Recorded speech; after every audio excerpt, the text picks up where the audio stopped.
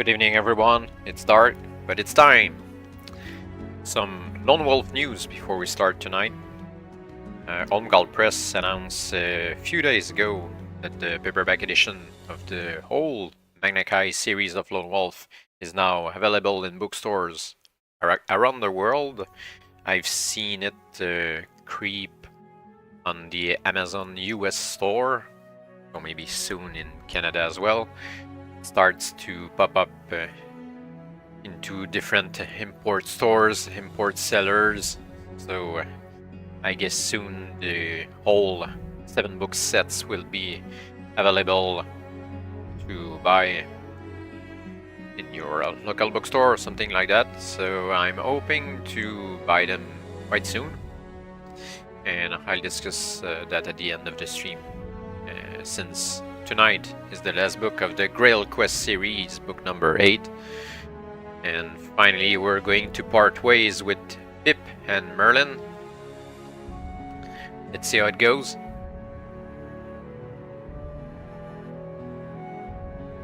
The first section, the prologue, is called, it's kind of ominous, The Death of Merlin. Not sure he's going to die for real, but let's see.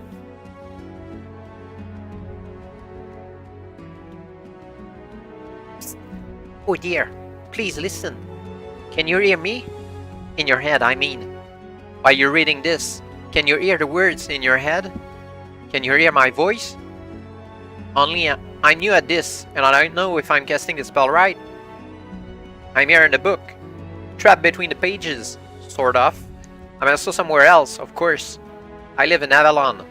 My name is Cody, and I'm a sorcerer's apprentice. The sorcerer I'm apprenticed to is the wizard Merlin. Or rather, was the wizard Merlin. He's dead now. No, don't laugh. It's sad. Very sad. The whole realm is in mourning. Well, most of it. They say he fell out of a tree while fogging apples. Killed outright in not a day over 99. Then the body disappeared in a puff of smoke. A wizard to the last. All they found under the tree was a small cube of plum jelly. Very sad.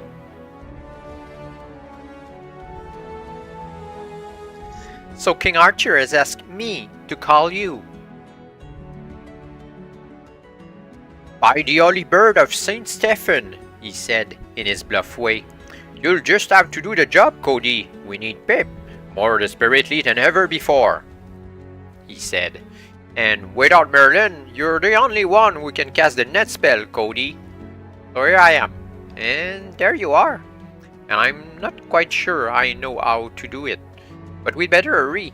The Legion of the Dead is marching on Avalon.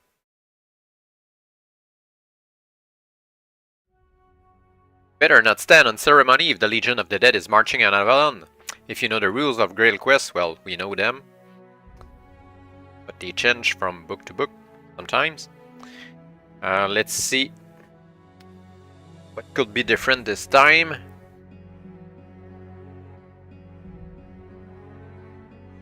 Yeah, not sure if something is different, but we'll see.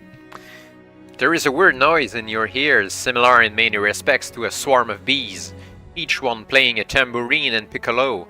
The walls of the room in which you are sitting begin to shimmer and dissolve.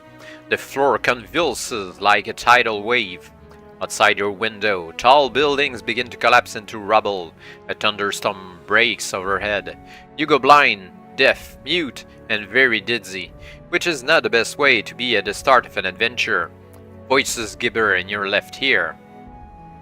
Would you rather be boiled alive or roasted? Would you rather starve or bleed to death? Will you rather vote Labour or Conservative? To your horror, your body begins to melt. Hands, feet, ears, and other bits of you fall off with gentle plops. The universe rotates and you topple into black unconsciousness. You revive in a different place and time. Not to mention a totally different body, more sturdy, though possibly not quite so good looking than the one you left. Around you are the now familiar accoutrements of one of Merlin's habitations. Before you, Nervously toying with a crystal ball is a fair-haired young woman of about 13. Who are you? You demand, already beginning to feel the adventure blood coursing in your veins.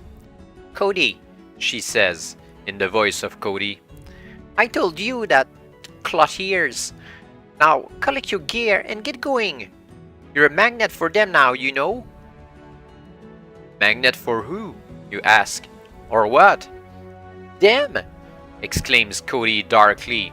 She hands you a short sword in an ornate scabbard. Take your sword, you'll need it. Here, where are you calling it? Complains Excalibur Jr., EJ for short, your world-famous talking sword. She ignores him. Oh, please do hurry, she tells you, a little desperately. They could be here any minute. Just select your equipment and go. Alright, you tell her, a little put out by her panic, her attitude, and her total failure to give you any information. Where will I find my equipment? At the next section, she yells, pushing you towards the door. And we're at the next section. You stagger into a second room, pile high, with weapons and equipment, almost all of it broken and much of the remainder pure junk. Cody has slammed the door behind you, and it sounds as if she is in the process of locking and barring it. Here, just a minute, you call furiously, but a voice from your side says calmly, Leave her be. She's just a bit upset about Merlin and the crisis. Leave her be? You echo, not at all pleased to note EJ's just as thick as ever. Leave her be. She's locking us in, you moron. There's another door over here. Points out your moronic sword, nodding to the far wall. It leads outside. I've been fully briefed. If you just pick up whatever equipment you need, I'll tell you all about it when we leave. Grumpily, you examine the equipment. Of the mass of stuff here, the only things left unbroken and in remotely useful shape are an artificial aardvark, Aches apple pie book Bolaz, that's new, a cup, a tin cup painted white, a tin crown painted gold, a drop board, an erector set, an easel, finger stall, a glass rod, a hacksaw, iron bar, a Mexican jumping bean, a British jelly baby, a stuffed koala bear, the leather gauntlets, miniature mounted portrait of King Arthur, 1 pound bag of nails, 1 tin orange paint, a pear-shaped paperweight, a quantum caterpillar, okay, 50 feet coil of rope, a saw, an almost invisible tripwire, a Vorpal safety pin, a full water skin, a full wine skin, a full whiskey skin, a xylophone, and a primitive zip fastener. These look very odd, you remark, as much to yourself as anybody else. Seems routine enough equipment to me, says EJ. Don't forget you can only carry 6 items, otherwise you can fight properly. I remember. What's an artificial aardvark? A sort of clockwork and eater, says EJ. You remember? You had one once before, in the gas-leaking Dome of the Dead, I think. What about the quantum caterpillar? You ask. Search me, EJ shrugs. On adventures like this, you take whatever you fancy and just hope it comes in useful. So select your 6 items now. Okay.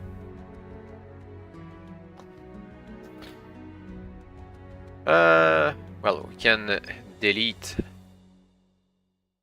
the poem of Grot the Huddle and the secret doors. We still have Excalibur Jr., that's fine. The 6 items, so we trash everything here.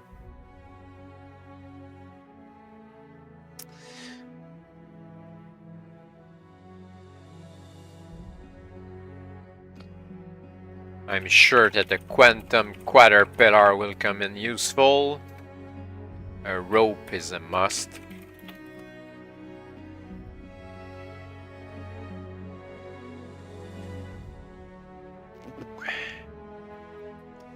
I think the crown to pass ourselves as King Archer.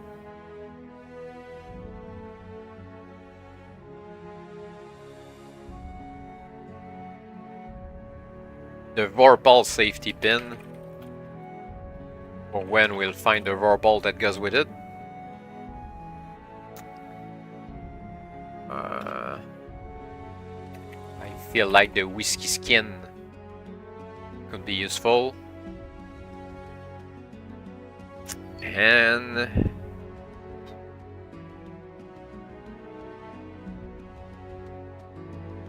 what is the next nice looking crap we have? Bolas? We'll throw them, I guess. Here we go with our 6 strange items.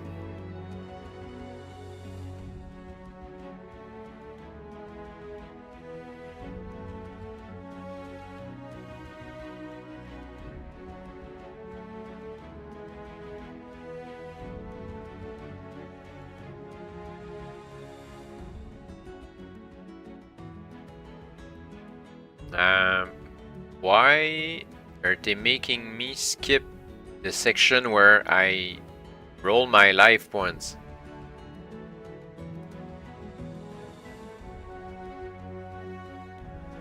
Ah, yeah, I did that backward, so... what I've done is to a page of one of Merlin's spellbooks, on the card, and roll life points, alright. So this one is as usual.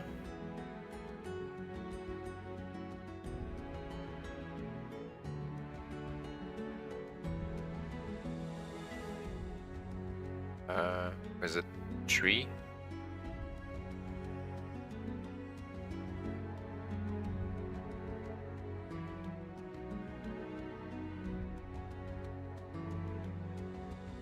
Don't remember how many dice we're supposed to roll. 5 points.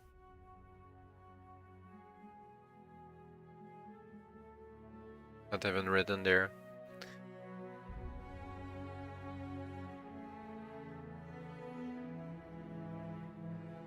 Ah, when we die, we don't re-roll the life points.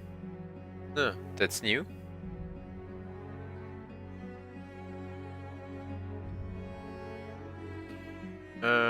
At the end of the book. 2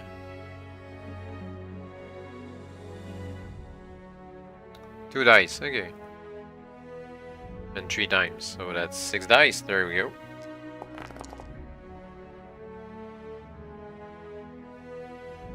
Whoa.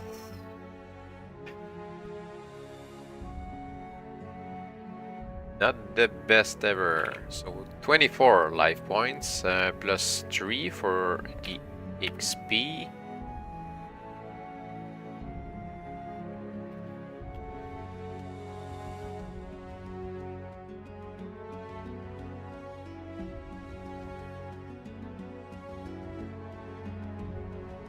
Blah blah blah blah blah.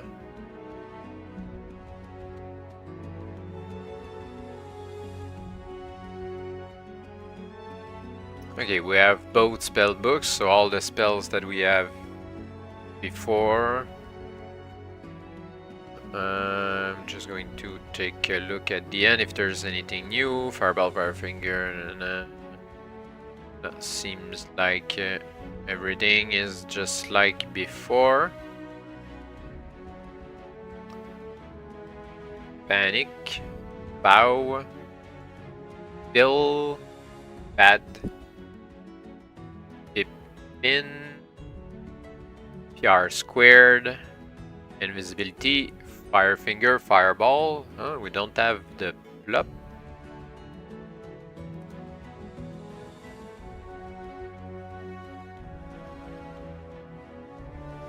There it is. Plop, Bid, Halls, Bill.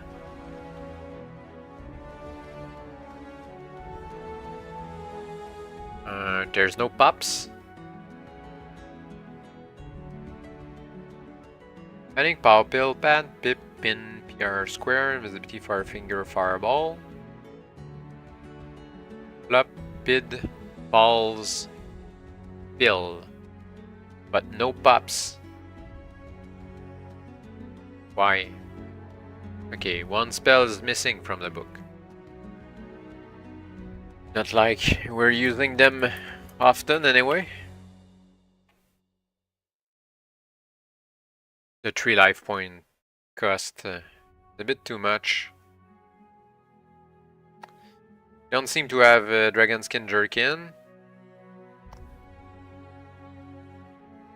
We didn't have time to fabricate one after the last book, it seems.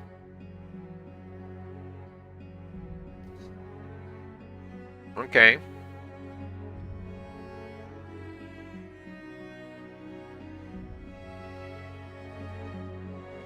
Good, so we can continue to the next section now. What now? You ask, feeling a little overburdened and a lot confused. Through the door, EJ tells you. He points. That one. The one leading outside. She'll have luck and bar the other one by now. Still brutally bewildered, you open the exit door, slam it shut, shoot home the bolts, and stand shivering and sweating, your back pressed against it. Good grief, you exclaim. That's not Avalon. No, it isn't, is it? Remarks EJ cheerfully. It's horrible, you gasp. It's the most horrible place I've ever seen. Yes, isn't it? Says EJ cheerfully. Quite awful. There's some sort of thing just outside the door. There easily is, EJ tells you. It tries to eat anything that comes through. But that's us, you exclaim. EJ nods wisely. Well, worked out. You pull him from his scabbard and begin to withdraw the bolts prior to opening the door again. "'Tis that better be worthwhile," you mutter grimly as you leap through the portal to meet the thing outside, which comes equipped with some 20 life points. There we go, right from the start. Welcome to this book.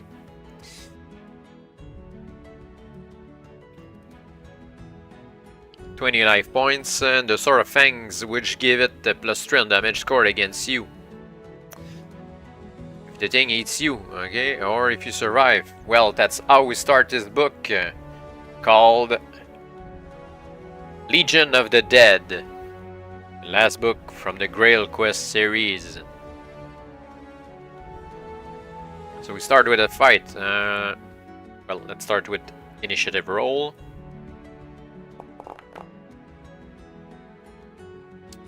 Pip goes first.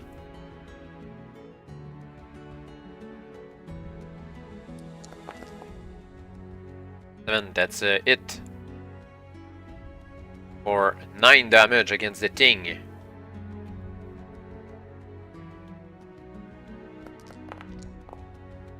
Thing hits as well. That's 7 damage.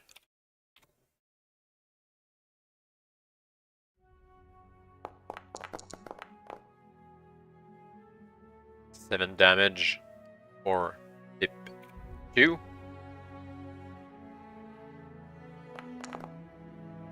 Misses Ting. And first victory for Pip against the Ting.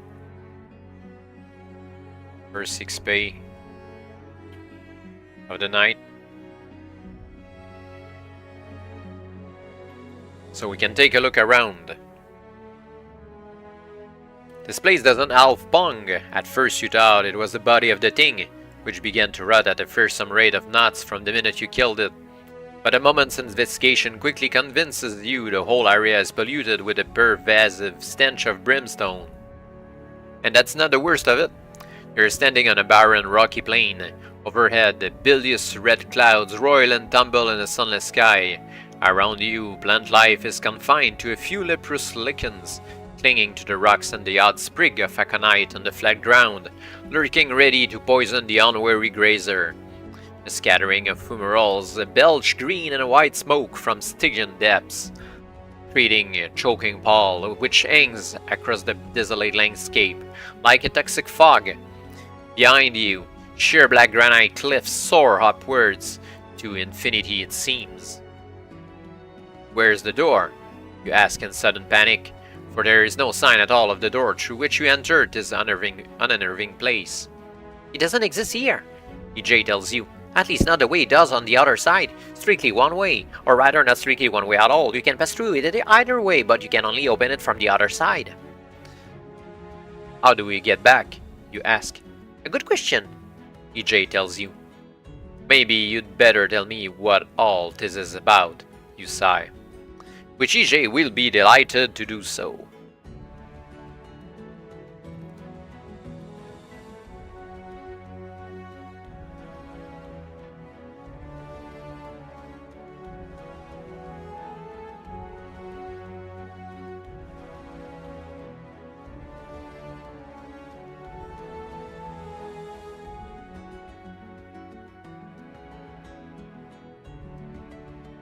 It all started, EJ begins comfortably, when Merlin killed himself eating poisonous plums. Here, just a minute, you put in. I thought he killed himself falling out of an apple tree. Something like that, EJ shrugs. The point is, he's dead, not how he did it. Now, having died, this left Avalon without a magical protection of its wizard laureate. There was Cody, of course, but she's only an apprentice, and frankly, the other wizards scattered around the realm just don't have Merlin's experience. Anyway, to cut a long story short, about a week after Merlin drowned, a group of King's workmen, doing a quiet spot of repairs at Adrian's wall, noticed something quite terrifying. Marching down from the north was a horrid army of skeletons and rotting corpses. The Legion of the Dead! You breathe. The Legion of the Dead, EJ confirms. I'd always considered it a myth, but then what does a sword know? The workmen ran, of course, so we don't know what the Legion did next, but we do know it didn't come south because the workmen had time to run all the way to London, and the king had time to send scouts north. The upshot was MI5 reported back eventually that the Legion was tramping through the length and breadth of Scotland, razing villages, burning, pillaging, and greatly disrupting the island games. Nothing could stand against them, it being extremely difficult to kill a corpse. They were also hard to find, they kept appearing and disappearing. The last news was that they were finally marching south in the general direction of Avalon. Naturally, EJ went on, the decision was made to call for you, Pip, the wicked wizard slayer, dragon basher, gateway closer voyage. Yes, yes. You interrupt his litany of titles. Please go on. You being the only one likely to survive against the Legion of the Dead, EJ says cheerfully. Cuddy prepared an headspan and a magical doorway to save traveling time, and here we are. Here we are where? Scotland, says EJ. You look around at the brimstone landscape beneath the roiling sky. This is Scotland? Unless Scotty got it wrong, EJ nods. And I'm expected to tackle the entire Legion of the Dead single-handed? Oh no, says EJ, you've got me. With a groan, you sit down on a nearby rock and bury your head in your hands. After a minute or so, EJ says hesitantly, that's not the worst of it. Merlin's leading the Legion. How did you ever get into a mess like this? And more to the point, how are you going to get yourself out? There's a map of your immediate environment, which may help you make up your mind what to do next. So the map contains 6 things. Well, 7. We count the "you are here," more or less. There are towering cliffs, but no section number, so only 5 destinations possible. Brimstone lakes, a weird rock formation, cavern entrance, a yurt encampment, and a river.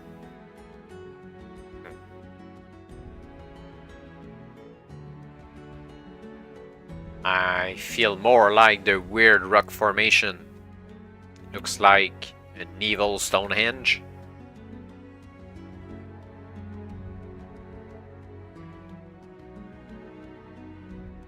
Even at a distance, the rock formation looks weird. Close up, it looks more weird still. Obviously, there was a seepage of lava here at one time, since that's the only way rocks could get into such grotesque and twisted shapes. But the odd thing is, all the shapes look like people. Soldiers, mostly. Caught, frozen, and petrified in the act of suffering, as if some ancient army was wiped out here in a sudden inexplicable cataclysm. As you draw closer, you are taken by the feeling that these grotesque shapes They're actually watching you. They can be, of course, but the feeling is very strong. And as you draw closer, you almost imagine you can hear something, like a very quiet muttering. All in your head, of course, but you need to decide now whether you want to risk examining the formation close up, try to find out what lies to the east of it, or simply select another destination. Well, cool. Go around and check east. What is there on the other side? Beyond the rock formation, the barren plain stretches eastwards, but not very far. A vast chasm cuts across it like a saber scar on the face of a giant, too wide to jump, and, so far as you can tell from here, almost incredibly deep. Behind you, to the west, lies that weird rock formation, and from this angle you notice it forms a rough ring, with a very narrow opening, giving access to the center. If you want to keep going east, you will have to take a closer look at that chasm. Should you decide instead to see what's in the center of the rock formation, which will involve squeezing through that narrow opening, you may do so, or if you prefer to find out what touching the rocks involves before squeezing anywhere, you can try your luck, or go back to the beginning and take a different destination.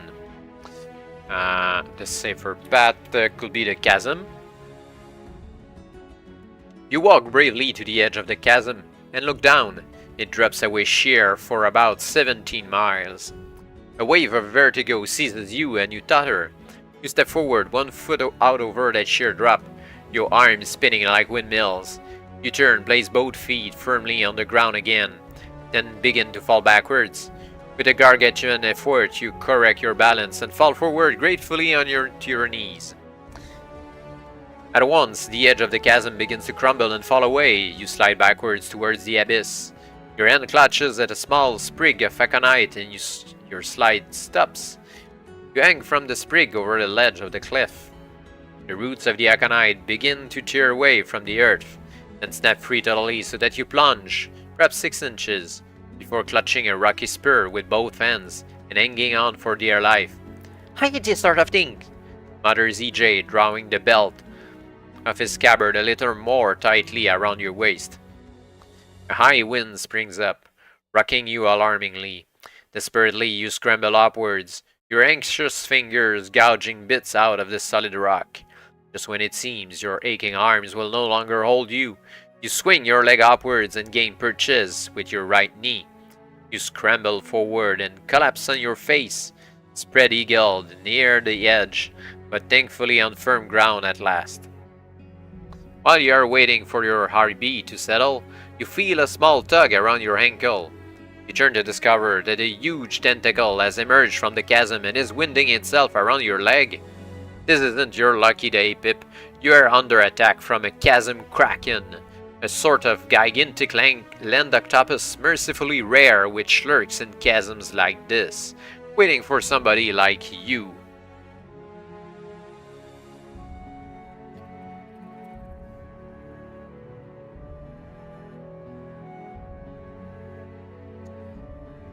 The Chasm Kraken has 25 life points and will drag you over the edge to your death on 11 or 12, as well as normal combat damage. Okay.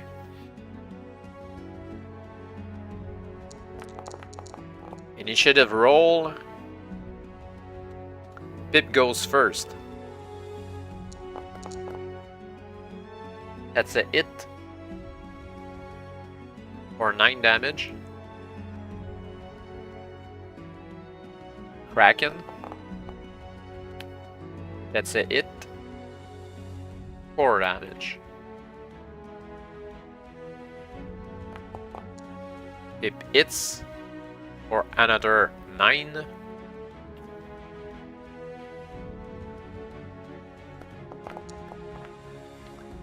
Kraken barely hits, 1 damage.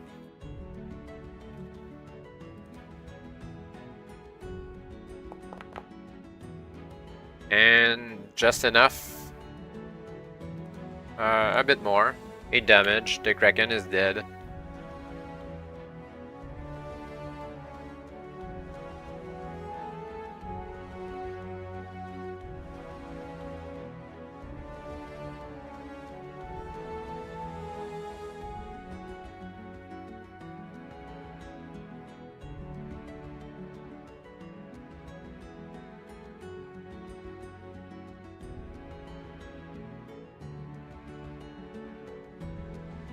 Alrighty, encounter.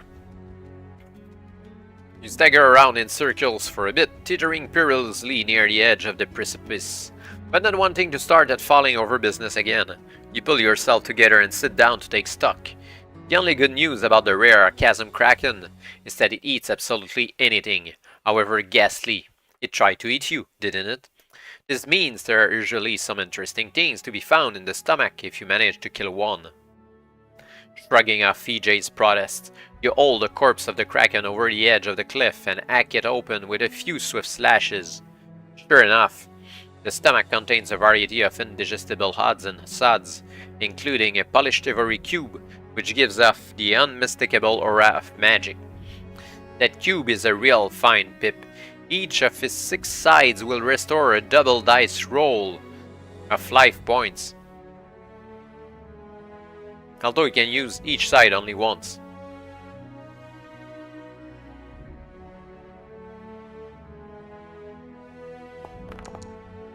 Well, 11, that's a good roll.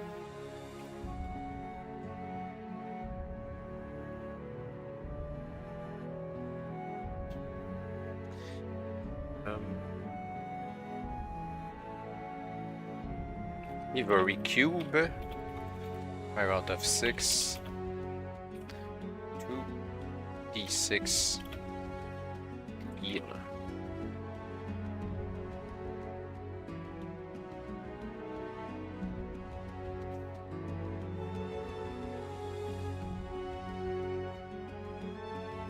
Stow it away quickly unless you want to use it now, of course, and make up your mind where you want to go next.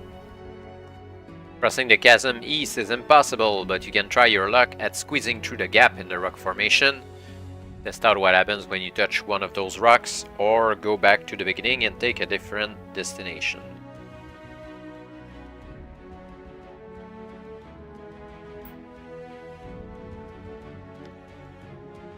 Not sure touching the rock is a good idea, but squeezing through cautiously. You begin to squeeze your way into the curious rock formation, but not cautiously enough perhaps. Roll 2 dice and deduct 2 from your score.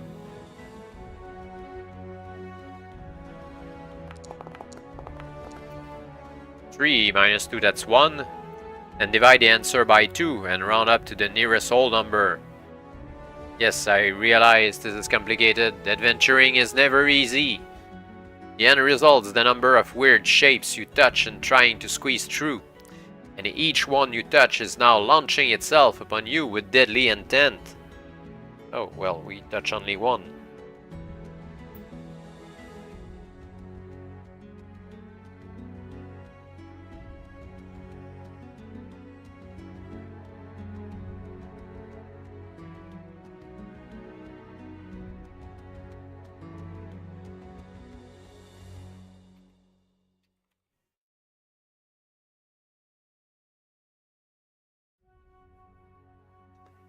Each has 10 life points, which isn't bad, but also has the power to kill you outright on a throw of 11 or 12. Wow. I always forget the friendly reaction. Let's see initiative first. Oh, we'll have to reroll. I'm going to check if there's still friendly reactions.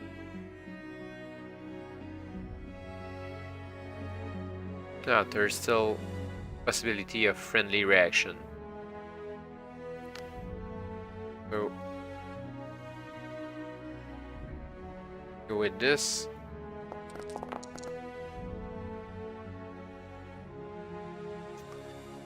It is friendly. Well, the weird shape is gone then. Thank you, weird shape.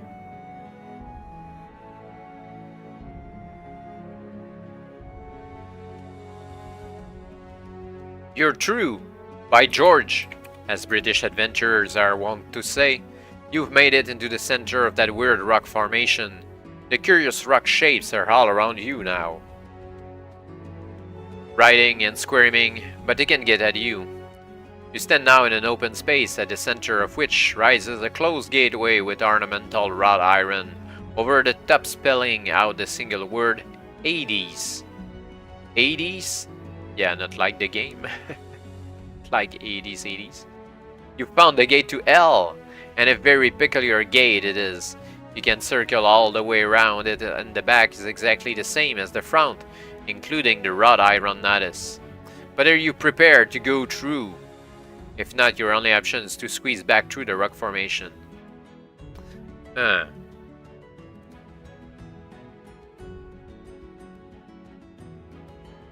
Yeah, I'm not sure I want to try the weird shapes again. Last time was a fluke getting only one and reward getting a friendly reaction. So I guess that we're going to hell.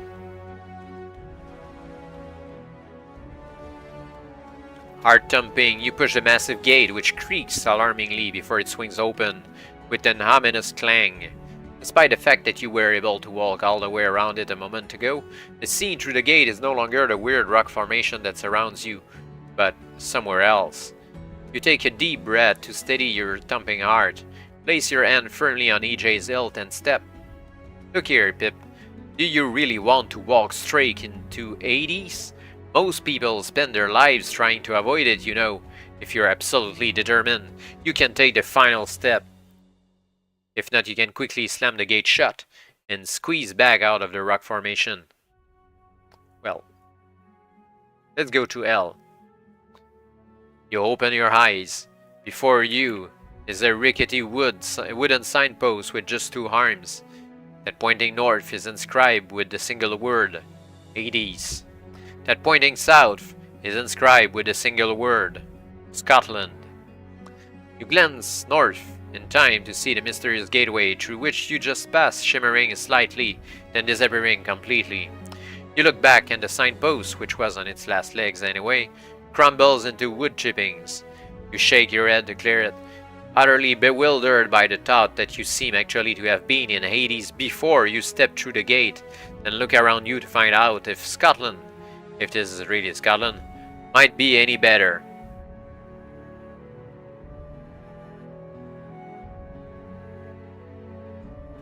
Behind you to the north lies a broad river, mist rising from it to obscure the terrain on the other side.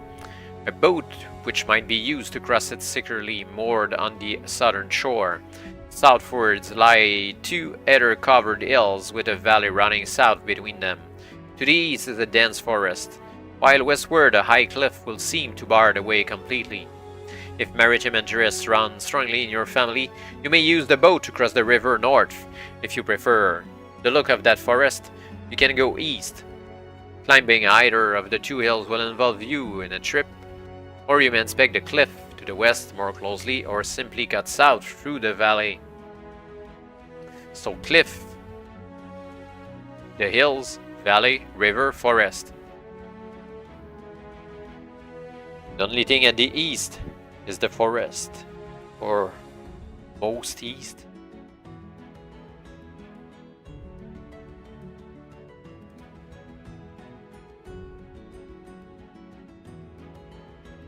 Forest it is.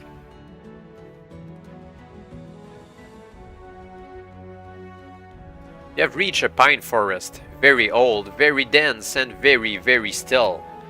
Like a giant brooding on what to do with the next individual who walks into its clutches. There are no real paths here, and certainly no roads, but you can see what appears to be a woodsman's trail, a sort of narrow clearing of the way, leading eastwards into the heart of the forest. And also leading to the obvious question of whether you should take the trail into this ominous silence, or return to the map and select a different option. Well, we're not the type to go back. Let's go on the trail. This is not an easy trail to follow. The going underfoot is rotted, the way narrow and twisting, and the visibility strictly limited. Perhaps what's worse, the forest is no longer silent, but filled with odd sounds, which help you remember what a pack of timber wolves can do to a solitary traveler. But despite increasing nervousness, you persevere bravely until the trail, such as it is, splits abruptly in three, allowing you to turn north, south, or continue east. Or you can go back. Let's continue east, always towards the east. just as you are beginning to wonder if the forest goes on forever, the trail you are following breaks through suddenly into a huge clearing, in the center of which looms a dark and ancient castle. You stop, abruptly wary. Dark and ancient castles tend to be dangerous places, and this one, hidden as it is in the depths of a forest, looks as if it could be more dangerous than most. One thing though, it does seem to be uninhabited. It's not simply that there's no sign of guards on the settlements or activity around the drawbridge and portcullis, but the moat has dried up, and apart from the tiny trail you followed, there are no roads or paths out of the forest. In short, it has the look of a castle long abandoned. All the same, do you want to risk approaching the castle, or go back?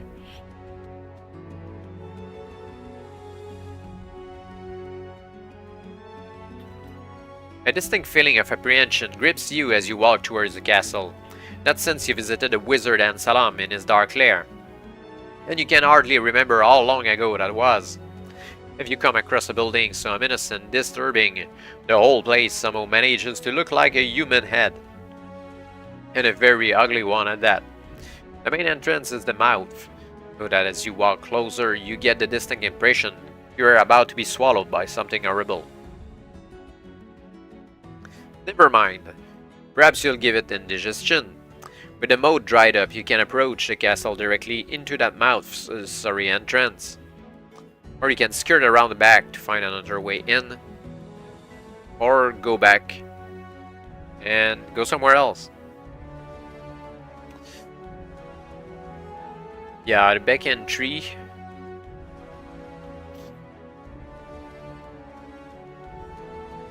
The castle looks a lot worse from the back than it does from the front, and it doesn't look too odd from the front either. As you circle, you can see it is really no more than a facade, with the rear walls caved into heaps of rat-infested rubble. From this vantage point, the entire ruined interior is open to you, and empty. While there seems no point now in entering this ruined shell, you may still do so. Or alternatively, of course, you can complete the circle and go in from the front entrance, or just call the whole thing off. Yeah, well, let's go in. I'm not sure it's totally empty. Sometime there are secret doors. You step inside the castle, carefully picking your way across the rubble heaps, but not quite carefully enough, since the ground beneath your feet gives way abruptly, sending you crashing down into Stygian depths, at a cost of 10 life points.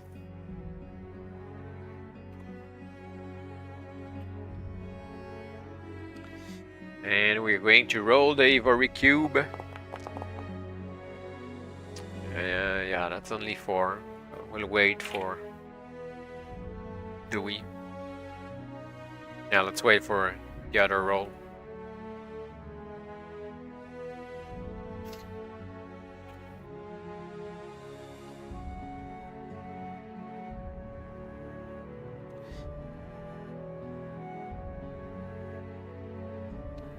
This is not the most appealing place you have ever found yourself, Pip. It's dark and smells of damp and must and rot and ancient pain. You're in a stone wall corridor with a stone flagged floor, much of it covered with mold, fungus, and a repulsively leprous moss. The only light comes from the hole in the ceiling where you fell through. You can climb back out of that hole if you have any sense at all and reconsider your options. But if you insist on exploring this small subterranean nightmare and risking some loathsome disease, as your mother will be the first to tell you, the thing to do is to continue. I'm getting second thoughts now.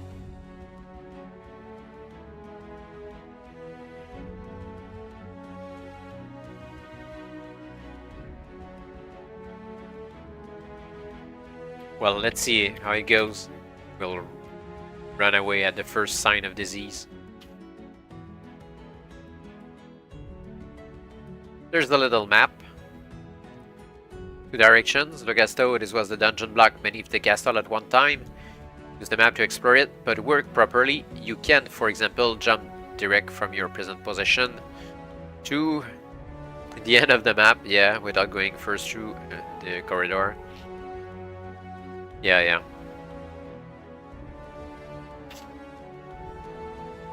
We can go north or south. And both have staircase.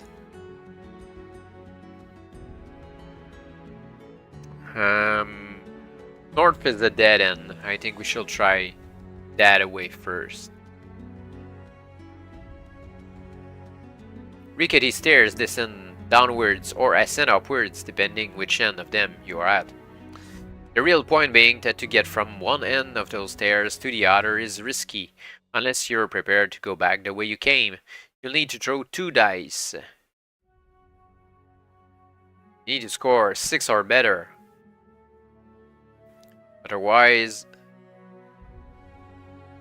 we fall down. Okay.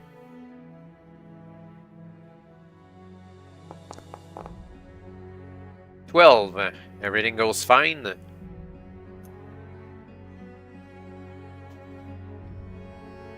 Can go to the next section. Lucky this is a ruined castle, or you would have stumbled into something very unpleasant indeed.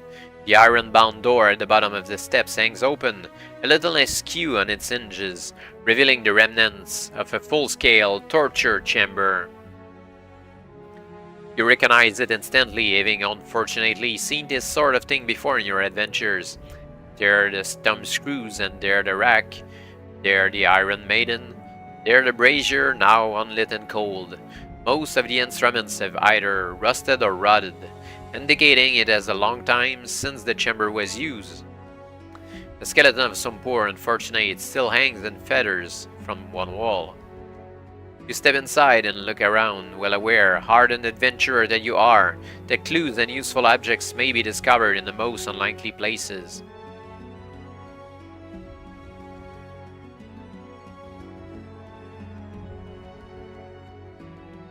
"I wouldn't hang around here if I were you," a rough voice remarks behind you. You spin round, your hand dropping to the hilt of your sword, but there is no one about.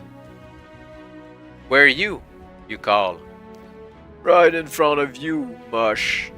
Hanging up on this wretched wall like some sort of picture." It's the skeleton. You leap back in alarm. "Keep away from me," you warn it gravely. "Don't be daft," says the skeleton. "What am I going to do to you with me hands and feet feathered and me muscles in the state they're in? I was just giving you a bit of friendly advice, that's all. The place is haunted." "Haunted?" "Yes, haunted. The haunted torture chamber. Good name for a bad book, that. You get offside before the spooks appear." "But what about you?" "Oh, they don't bother me that much anymore. You get philosophical about a lot of things when your body rots down to the bones. Beside which, these chains won't hold me much longer. A few more 100 years until I've rusted right through and I can rattle off home to the missus and the kids. What's left of them." "I wouldn't think of it," you cry. "I'll cut you down now with my trusty sword." And for once, CJ doesn't even protest, having obviously been very moved by the skeleton story. "If you hang around to cut me down, the spooks will get you for sure." The skeleton shrugs. "What are you going to do about this mess? You can try cutting down the skeleton, or backtracking your way."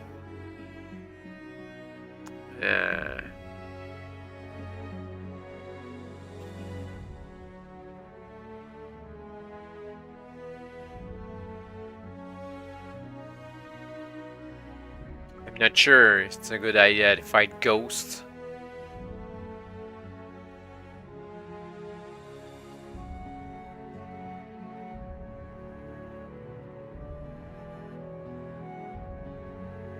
Huh.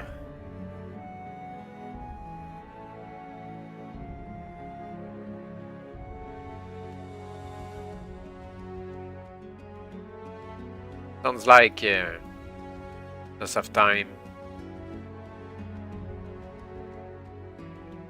We'll come back if something's missing. So let's go south. There's a crossroad. You have reached a sort of crossroads in the dungeon corridors, with branches leading off north, south, west, and east. All of them dark, fungoid, smelly, and distinctly unappealing. Kersplang! A T-shaped pit trap opens at your feet, causing you to jump back in alarm. Cautiously, you look over the edge. What a vicious trap! In the pit below, stakes rise upwards, mildewed and fungoid and quite certainly poisonous by now. How fortunate you didn't go right in. However, if you don't do something about this trap, you aren't going to get much further except... yeah, you're dead. Hurriedly, you look around for something to block the trap. The only thing handy is a curiously shaped slab, which will not block the opening as it is, but might be cut and rearranged to block it. You're not thinking of using me to cut that thing, are you? DJ asks suddenly, his mind reading improving by the day. You are, aren't you? Well, yes, you admit. But only one little cut. I should be able to do it with one cut. Alright, DJ agrees grumpily. but only one cut. Otherwise I'm on strike and you'll have to fight all the rest of the monsters in this adventure with your bare hands. This could be tricky, Pip. If you look at the diagrams overleaf, you'll see in diagram A the curiously shaped slab, and in diagram B the shape of the hole you have to fill in order to seal the pit. Trace diagram A on a separate sheet of paper and then cut it carefully. Yeah, right.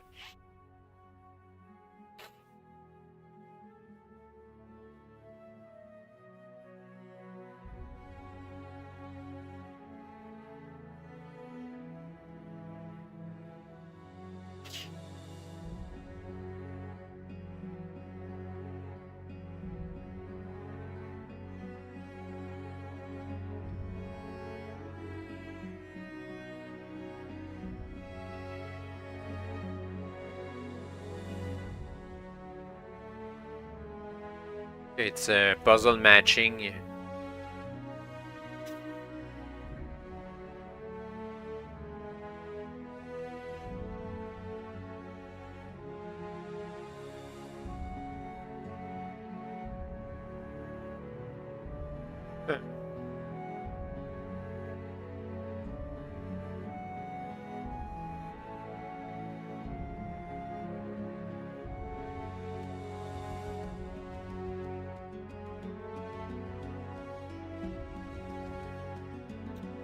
The diagram A that needs to be cut can be summed up by two triangles facing each other, or rather a square with a triangle cut out from the top, going about 2/3 to the bottom. And we need to put that into a T shape.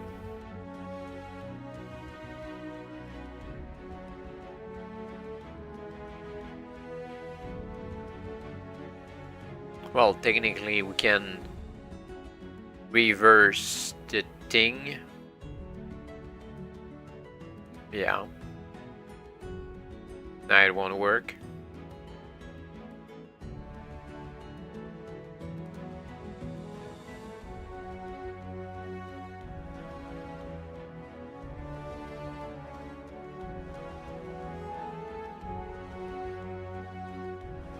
Well, the bottom can be cut one shot, so we have the top of the T.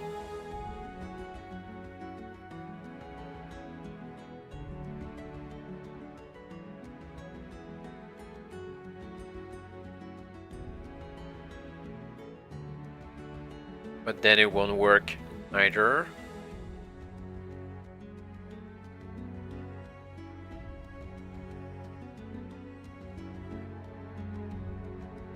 Well, anyway, let's see where we can go afterward, because it's just a question of making a cut.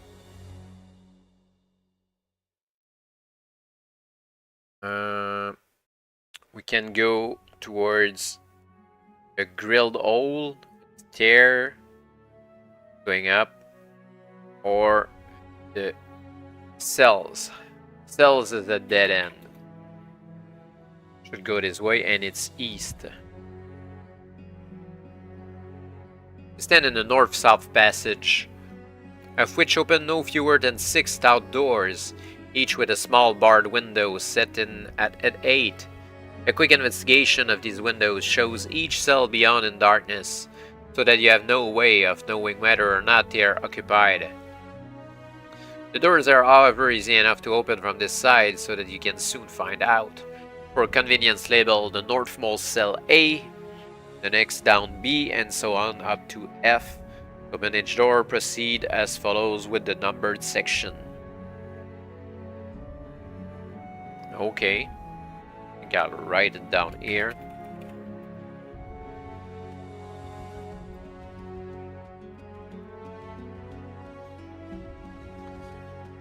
Let's do all of them in order. You would draw the bolt and fling the door wide, but before you can enter, it slams shut again. Frowning, you check the bolt and fling the door open wide. It slams shut again. You open it more carefully this time, examining the hinges and lintel for hidden springs. You lick a finger and hold it up to test wind direction in case there are any hidden drafts. Satisfied that the door slamming was nothing but coincidence, you fling it wide.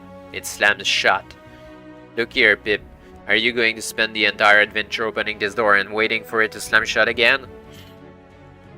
We can do so, or select another option.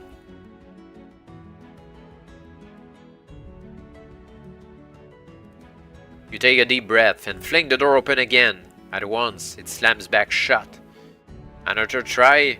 Or do you want to call it quits?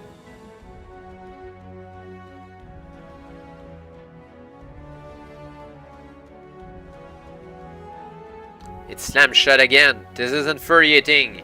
Are you stubborn enough to try again? Yes, we are.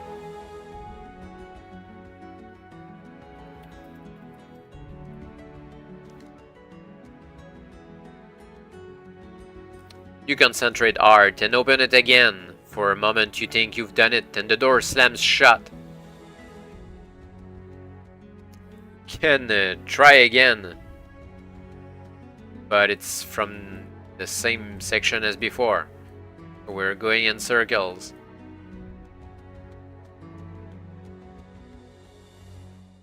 Okay. B then.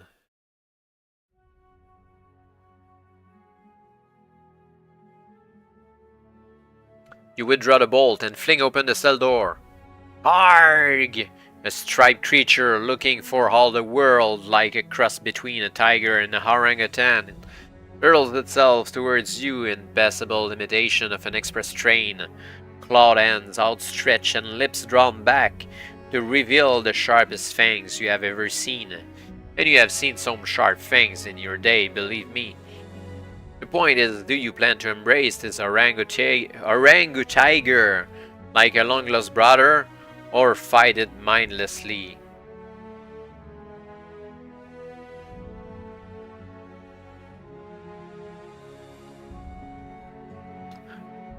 Let's do the dumbest thing and hug the orangutan. What a dumb decision! Nobody embraces an orangutan and gets away with it. The brute is even now ripping your head off and... no, it's not. It's purring. How strange. Usually these things will tear you limb from limb as quick as look at you, but this one's definitely purring.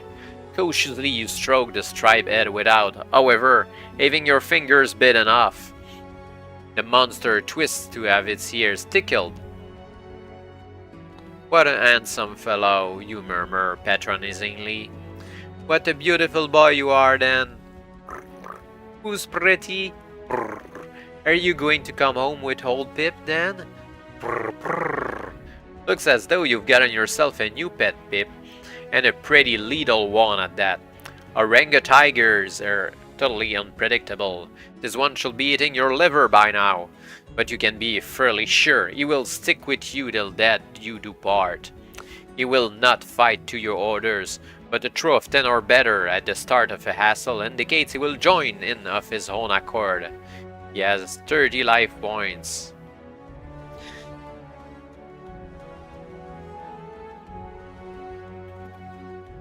Orang tiger. 39 points. White sun. 10.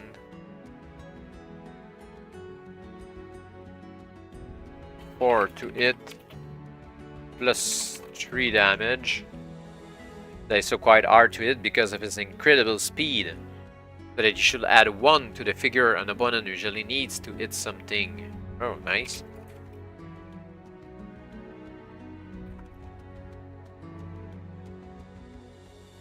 Now take the Spurring Loon back to the beginning and take a different cell. It's a nice find.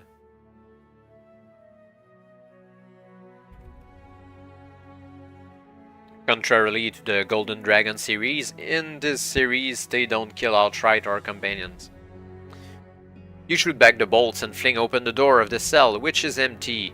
What sort of idiot will carefully bolt the door to any empty cell? But there's no doubt it's empty, and tapping the walls doesn't even get you a secret door. Let's go to cell D. You withdraw the bolts and fling back the door to reveal an empty cell. Why would anybody want to bolt an empty cell? Why indeed, maybe you should search. Or maybe you shouldn't. Let's search. Nope, you've wasted your valuable time. It's still empty. Well, next one, cell E.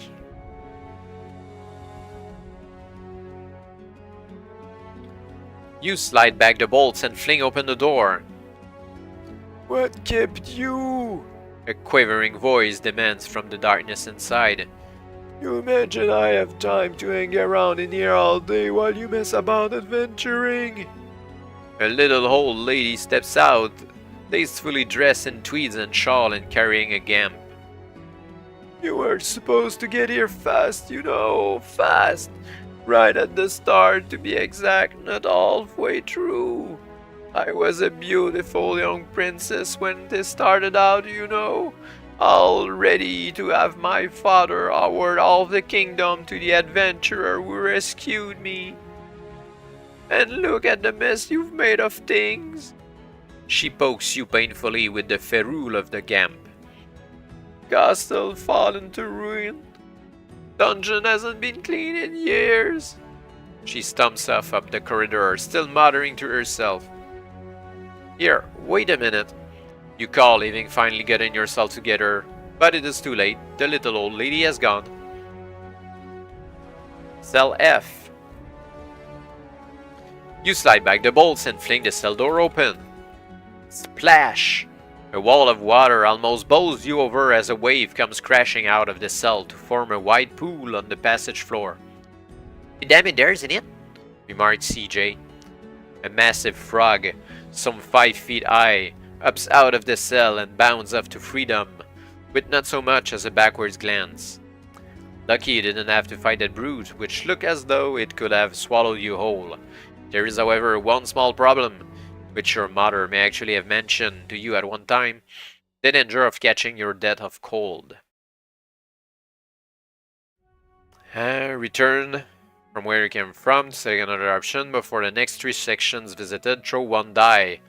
To score above 3 in any of these throws, you'll develop a real streamer for the next 10 sections. This weakens you so much that you'll need to deduct 2 from any damage you may score during a fight. Damn.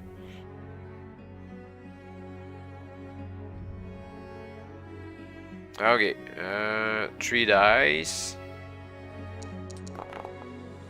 And we suck.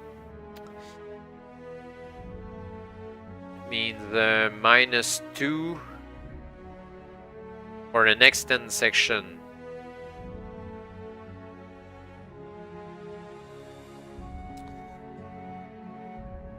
Well, that's one already there. Since we're going back from where we came from. No more cells left, so we need to go back to the map.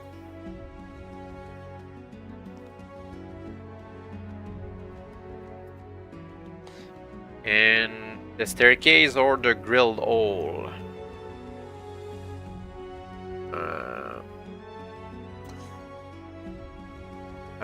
Actually, yeah, we need to go through the crossroads, which is another section.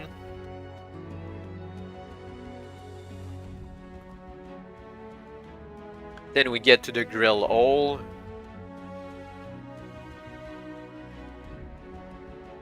You have entered a fairly large chamber. 30 by 30 at least, with a passageway leading out northwestward, and a huge pit in the middle of the floor covered over with a grill of iron bars. And actually, from here, we're going back. And we're going to the cells. We're opening the cell that slams shut. We're opening the cell that slams shut. We're opening the cell that slams shut.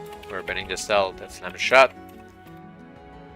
And we don't have a code anymore because that's 10 sections.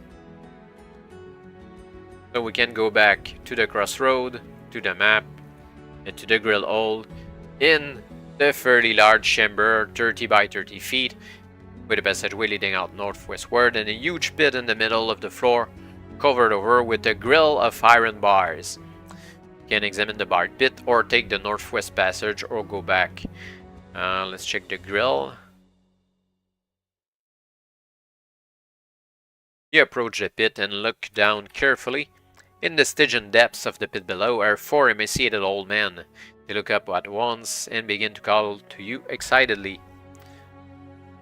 Alright, I'll get you out, you call back. No, you won't. A voice whispers in your ear. You jump up in alarm from your kneeling position, but you are not under attack. In fact, there is no indication of anyone with you in the chamber.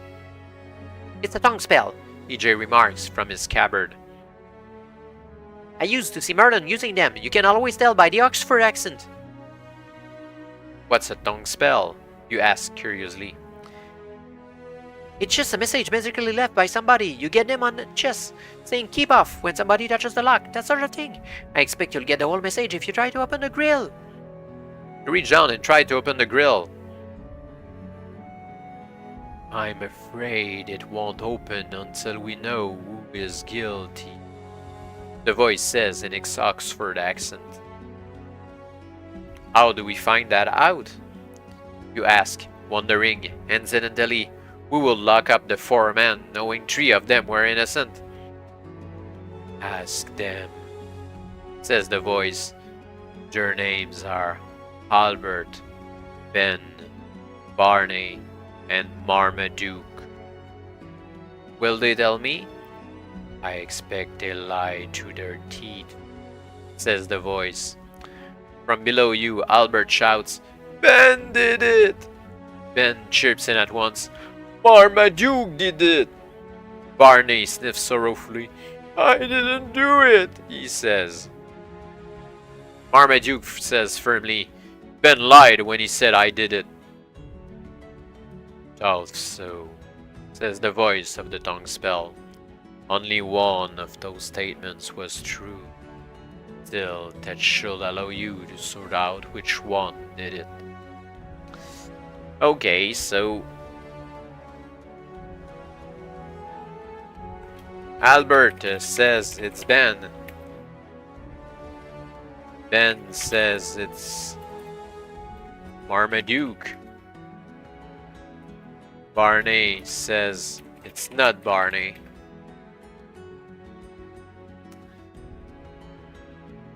And Marmaduke says that it's not Marmaduke. And only one statement is true. So if Albert says it's Ben, Ben says it's Marmaduke, so it's false. Barney says it's not Barney, so that's not true. Doesn't work. If Ben says it's Marmaduke and it's true, then Albert says it's Ben and it's false. It's alright. Barney says it's not. Barney. Doesn't work. Because it's true. Then if Barney says it's not Barney and it's true, Albert that says it's Ben, it's false. Ben says it's Marmaduke, it's false.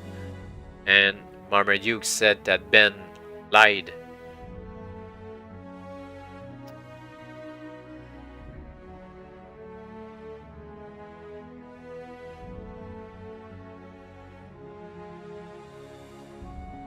Which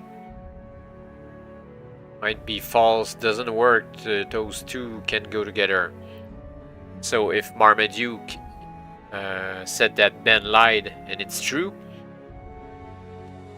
it means that Ben said it's Marmaduke and it's false, Albert said it's Ben and it's false, and Barney said it's not Barney, it's false, which means it's Barney.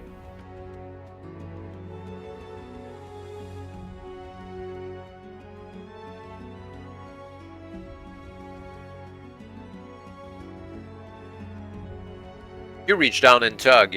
At once the grill comes away, leaving the pit open.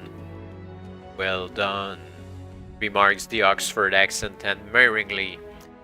Do you know you're the first adventurer to get that right in more than 15 years?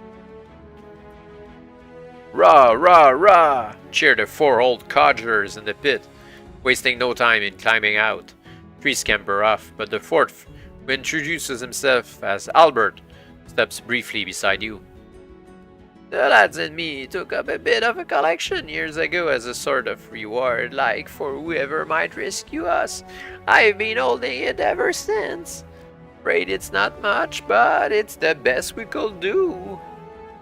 He hands you something wrapped in an absolutely filthy, germ-ridden handkerchief. It's yours now. He says proudly before zipping off after his cellmates.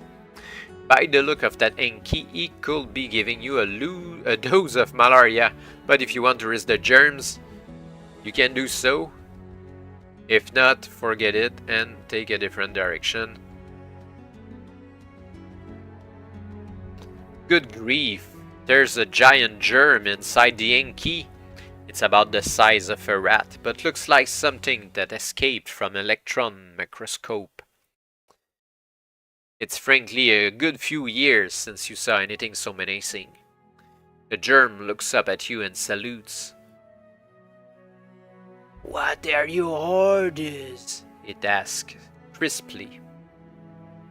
Orders? You echo. Say the word and I leap on anybody you name, making them so sick and feeble, any damage they will normally do to you is halved. What a useful germ. The only thing is, mutters the germ darkly, some people have a natural immunity, so you must throw 2 dice at the start of an encounter to determine the state of play. Score anything above 8 and I'll have them. Incidentally, it can be killed or even cured, since penicillin hasn't been invented yet. So you've got me for the rest of this adventure. What the giant germ didn't mention is that there's a small chance, score 2, when you're making a check roll, that you'll catch the illness rather than your opponent, in which case you'll only do half damage in the fight. Now wrap the ghastly thing up in the filthy hanky and seek a new destination.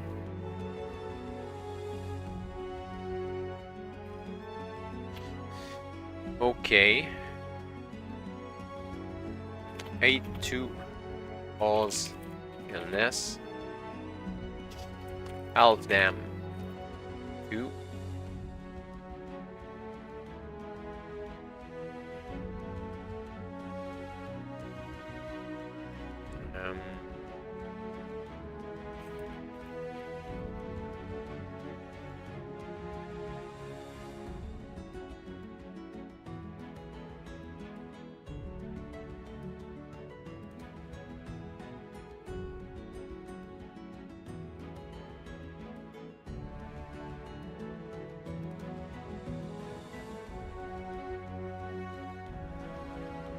And we can go to a different direction, which means the staircase.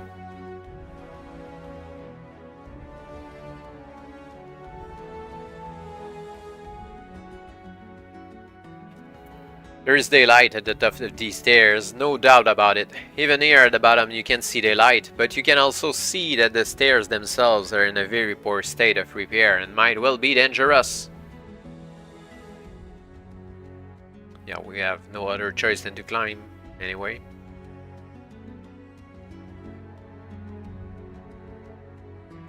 Bravely, stupidly, you leap onto the rickety steps, while simultaneously throwing 2 dice.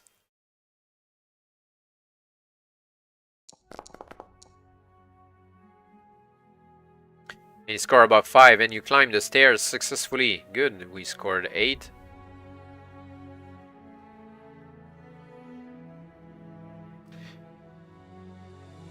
Daylight, and the air has never tasted so fresh.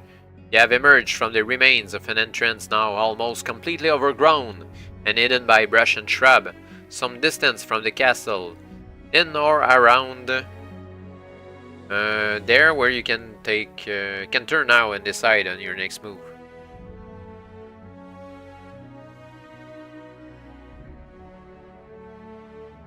A distinct feeling of apprehension grips you as you walk towards the castle.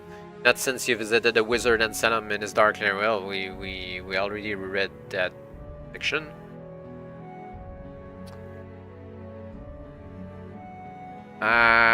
Do we want to go to the front entrance? Does it change anything? I'm not sure. It's worth it. We can try a different direction. We went east at first, so we can now go north or south in the forest. Go north. It seems to be growing less gloomy, and the sounds which disturbed you earlier are now receding somewhat. A little further and you are convinced the trees are thinning out. A little further still and quite suddenly you are out of the forest and standing on the bank of a broad, slow river, the far side of which cannot be seen because of a permanent mist.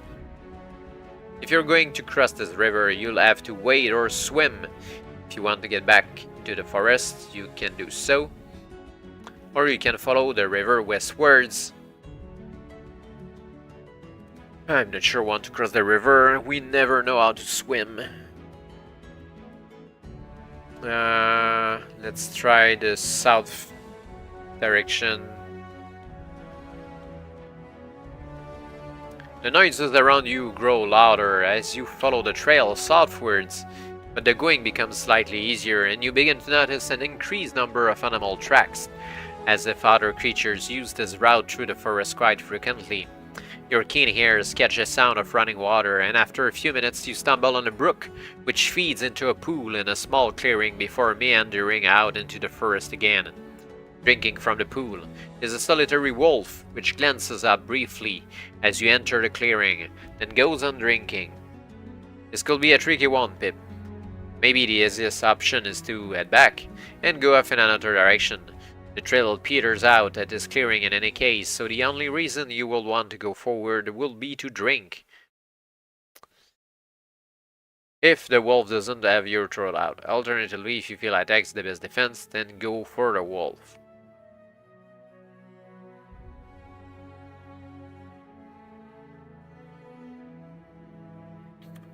Warily, you approach the pool, your hand on each ace hilt. I wish you wouldn't keep doing that, I'm ticklish. Your eyes flickering frequently in the direction of the wolf, which, however, continues to ignore you. Cautiously you hunker down and cup your hands to scoop up some of the water. Still the wolf does not move. You taste the water and discover to your amazement it has a flavor somewhat similar to cherry cola, and a tingle which starts at your stomach and explodes through your body in an effervescence of sheer bliss. No wonder the wolf ignored you. With all the water it's been glugging, it must be stoned out of its skull by now. But very healthy, since the water has the property of restoring you to full life points if you were a bit down. Nice. If your equipment includes a water skin, whiskey skin, or wine skin, you can carry away enough of this marvelous elixir to restore you to full life points 6 times. Wow.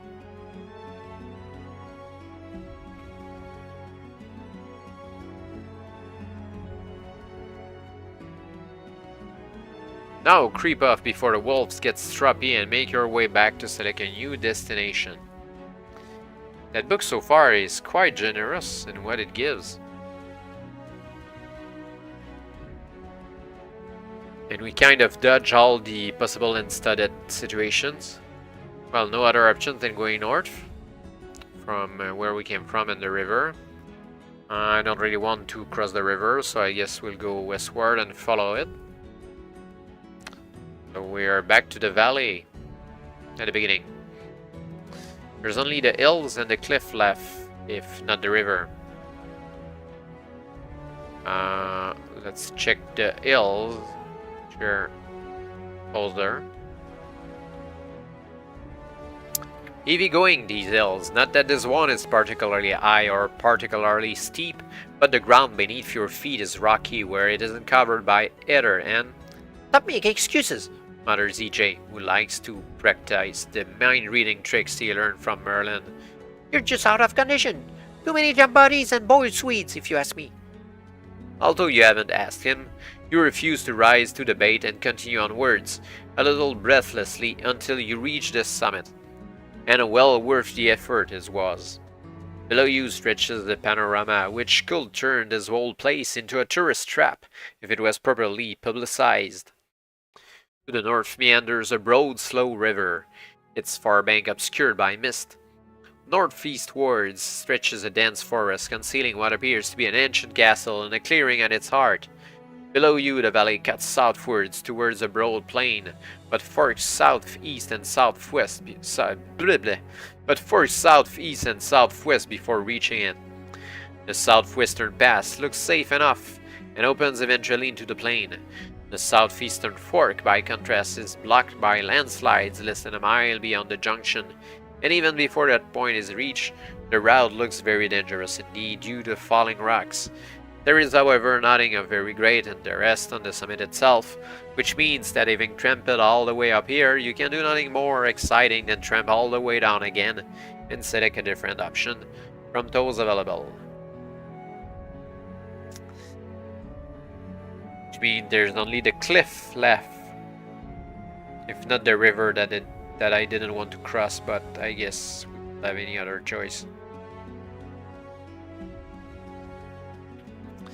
The cliff face rises sheer above you, too high and dangerous to climb the full way, but with what looks like a cave opening about 25 feet above your head. Careful inspection suggests you might manage to reach that cave if you give it your best shot. Climbing is just like swimming. Unless they give us the option to use the rope. Clinging like a fly to the cliff face, you realize abruptly this is a good deal more dangerous than it looks. Even if you are only 15 feet or so above ground level, dangerous and difficult. Now it might be a good time to roll 2 dice to find out if you make it to the cave. Yeah, no rope option, that sucks. Wow, another good roll. Score 5 or better and can drag yourself.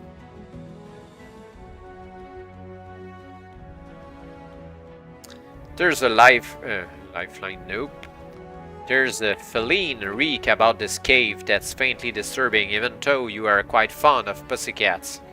But for the moment you ignore it as you look around to get your bearings. The cave is only about 8 feet deep. Its floor littered with smallish bones, as if some wild animal lived and ate here. But there are 2 low-roofed and narrow crawl spaces in the back wall of the cave, leading deeper into the cliff. The question being whether you want to risk crawling into either of them, if you want to investigate the left end crawl space or the right one, or we can leave them and go back. Let's go left. At times like this, you always wonder if it was a good decision to risk crawling head first into a terribly confined space with hardly room to swing a sword. I wonder if it's what's growing in our head first with hardly a rune suing me, remarks EJ annoyingly. You ignore him and keep crawling until you suddenly catch sight of a pair of luminous green eyes in the darkness ahead. Oh, good grief, Groans EJ. And he may have a point, since you are now facing a wildcat.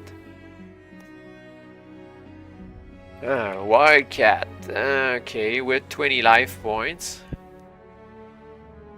And +1 claws.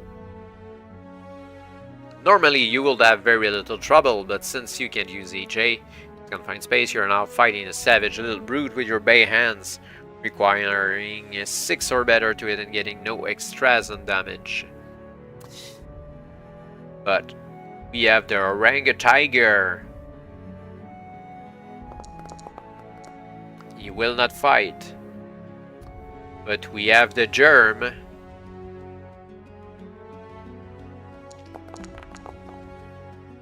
He will not help. That sucks so much.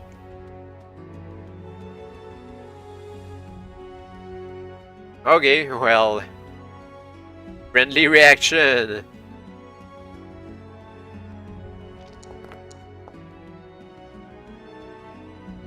It can be friendly. Okay, then we have no choice. Initiative roll. And the wildcat goes first. All the worst has happened here. Oh, 2, that's a miss. Nice. I guess the wildcat is surprised. And Pip misses as well. We're surprised too.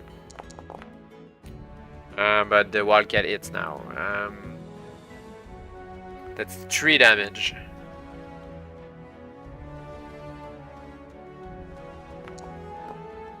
Pip hits for 1 damage.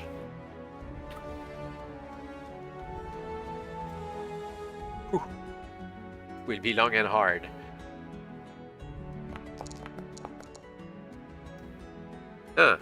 Misses. Alright, the wildcat sucks a bit. Oh, that's it. Another 1 damage.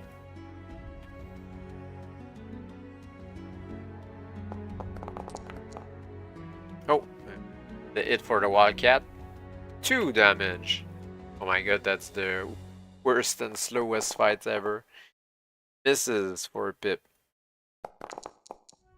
Oh, no, now that's a good hit though. 4 damage. We're both equal.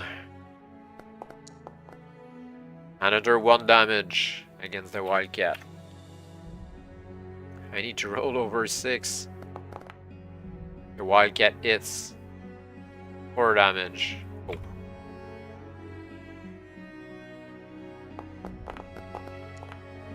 Okay, nice. 2 damage for Pip.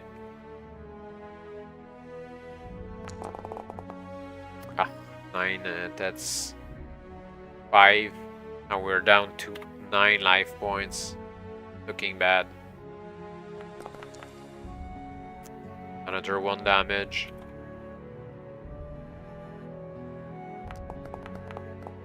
Oh. That's 6 damage. We'll have to use the 1 ivory cube. Or misses, or rather the whiskey skin. That's 3 damage exactly. So 1.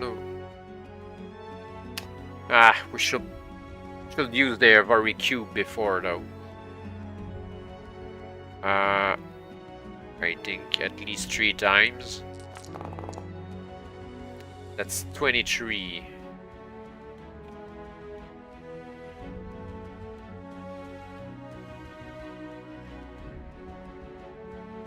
Okay. Pip's turn. Another 1 damage. Oh my god.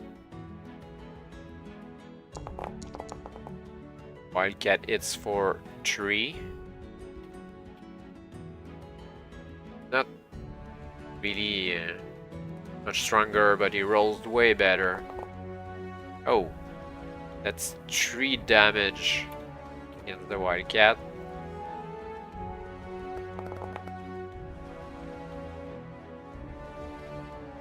Three damage again.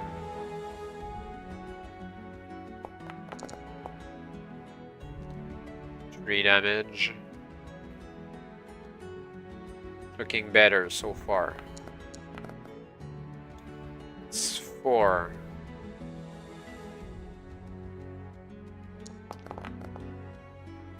One. At least we don't miss frequently. Oh, that's a big hit for the wildcat. 8 damage. Ow. Oh, nice. That's 7 damage. The wildcat is dead. Oh, okay. Pip was enraged on this one. We should use the Ivory Cube again. Oh. Range roll. Back to 19 and no more Ivory Cube.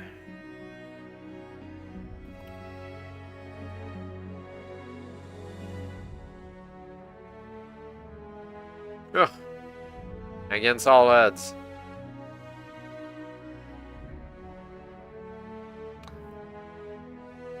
But we're a little scratched, it says. Now this is interesting. Beyond the point of your encounter, the crawl space widens slightly, then ends abruptly. But not in a dead end, for you are defiantly facing a small wooden door, decorated with a rather attractive painting of a water lily. You push the door, but it does not open. Although your hand immediately senses the tingle of magic from the wood, you are looking around for a key, or even a lock, when your eye alights on a crumpled piece of parchment on the floor of the tunnel. This, it transpires, is a note apparently left by a previous adventurer. The note, which may or may not be in English, reads, Ootsmon, if ya dinna ken how to get through the door, look at yon water lily and riddle me this. If it were growing on Loch Tipsy and doubled every day until it covered the whole of the lake in 60 days, what day will it have the lake half covered? When you have the answer, add 16 to it, and the magic of this number will take you through Oak High.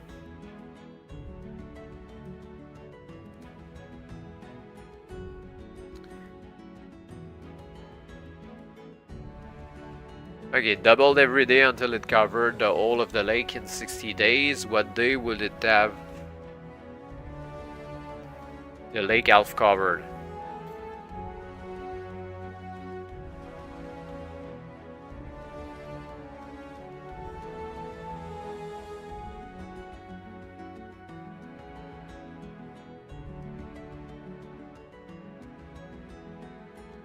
Let's say that it starts at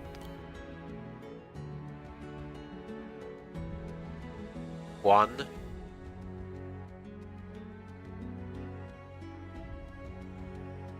Needs to double down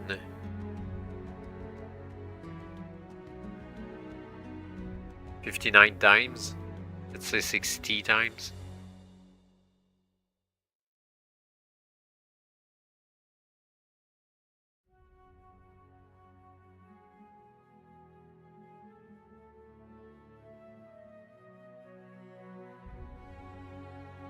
One, 4, 8, 16, 32, 64, 128, 6, 512, for 10 days.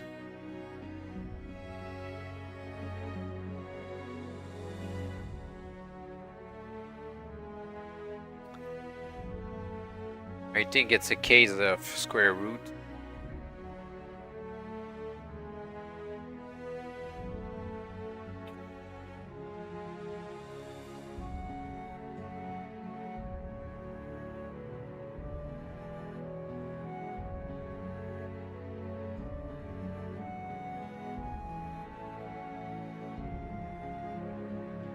Doesn't really work with the square root.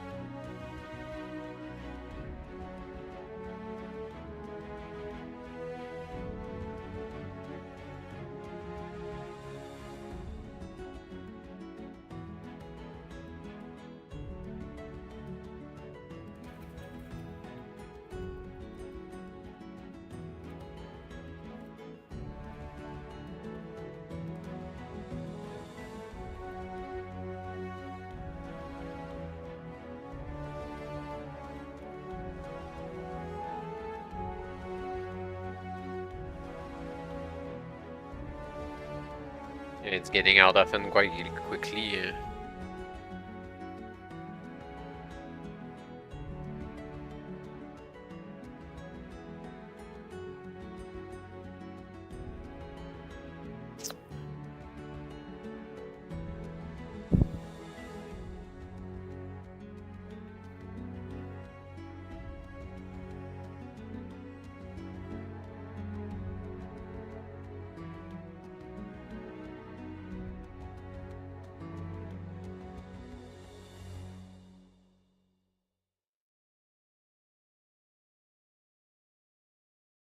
Might be the day just before though, since it doubled. Yeah, well, that's the trick. It doubled, so 59 days, double half to full. That means the answer is 75.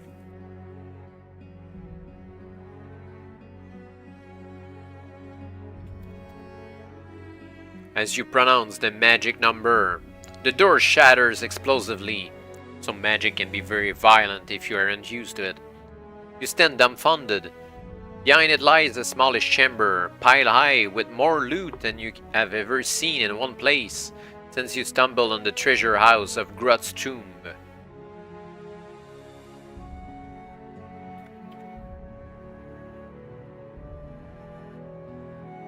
Gold coins form a massive heap in the center of the floor, supporting a life-size jade statue of a very fat, crust-eyed and somewhat underdressed oriental woman who seems to be chewing on a human thigh bone.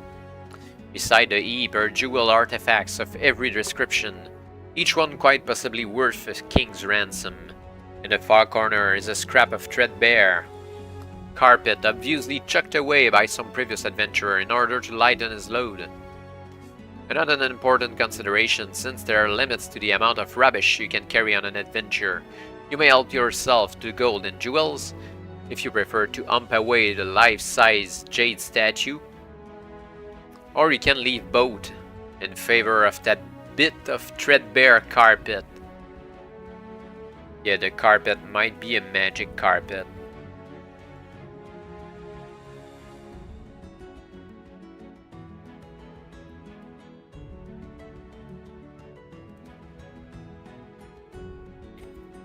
You reach for the grutty piece of carpet, intending perhaps to roll up a little gold in it, and something absolutely dreadful happens. As your hands touch the material, a flash of bright green light erupts, filling the chamber momentarily and turning every last gold piece into slag. You stare about you, stunned. All that lovely gold gone. What's left wouldn't even be worth tuppence to a coal merchant. Although there is still the life-size jade statue, which might be quite valuable if you... The jade statue crumbled into dust. Add any way to glue together particles of dust. Weeping, you begin to bang your head violently against a nearby wall. The carpet streaks from your hand and insinuates itself between your head and the wall. You stop banging and stare at it incredulously. That's a flying carpet, Bib. says EJ in amazement. I think you're right. You nod, staring at the levitating carpet. As indeed he is. The carpet, if sat upon, will do the whole Arabian Nights bit and fly you places, which might otherwise be difficult or dangerous to get to. A fascinating and potentially useful find, and one you should use when the time comes to leave this cave complex you're exploring. Nice.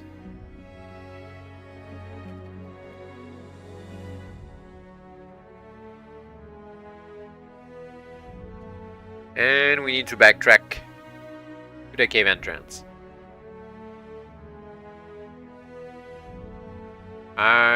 The only other option is going right.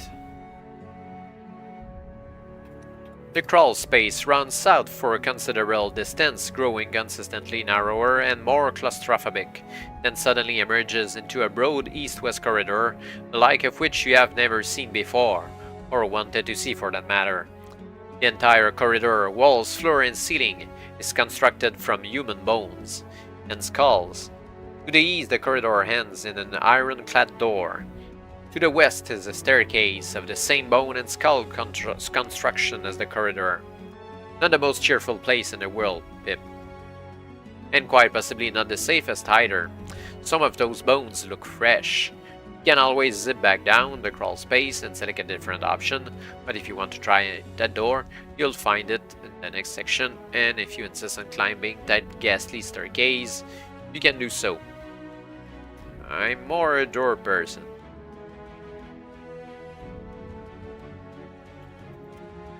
Crunch, crunch, crunch, crunch. The sound made by your boots on the bones as you walk down the corridor sets your teeth on edge. You reach the door and hesitate. Should you knock? Should you heck? Mutters EJ rudely, Kick it down and savage anything that comes at you. which may not be bad advice, although the choice is up to you. Knock or kick.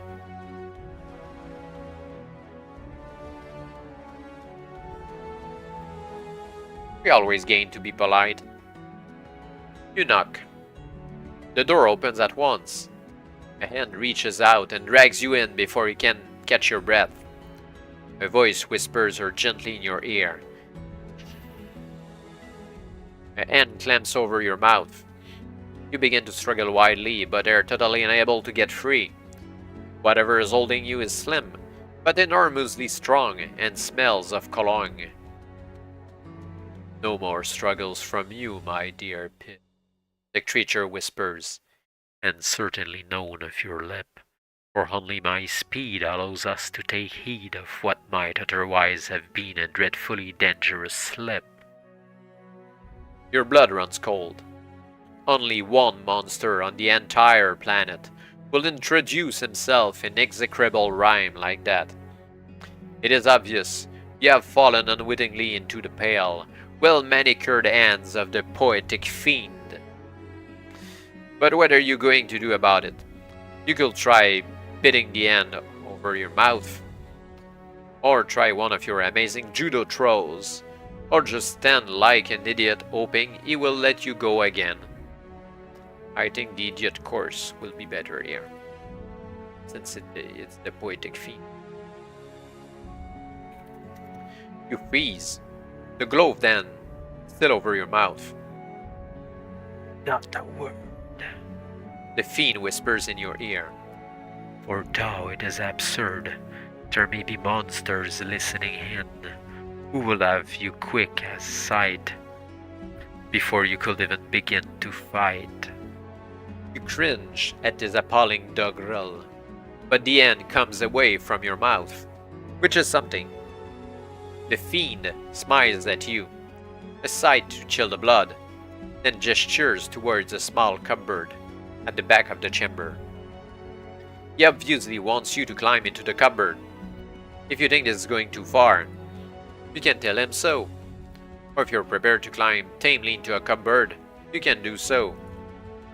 Yes, sir, poetic fiend. With a distinct feeling you are making a complete fool of yourself, you climb into the cupboard. The fiend climbs in after you and closes the door. There. He breathes. That's better. Far less chance of being overheard. Overheard by whom? You ask grammatically. Lodis, mutters the fiend darkly. Who's Lodis? Legion of the Dead Intelligence Service. Spooks, mainly. They're very good at spying. But they can't get in here on account of the spell I've written on the wall. He points. Written on the wall are the mystic words Emog Scoops. Very impressive, you admit. But now you've got me in here. What was it you wanted? Only to be of assistance. The poetic fiend tells you effusively.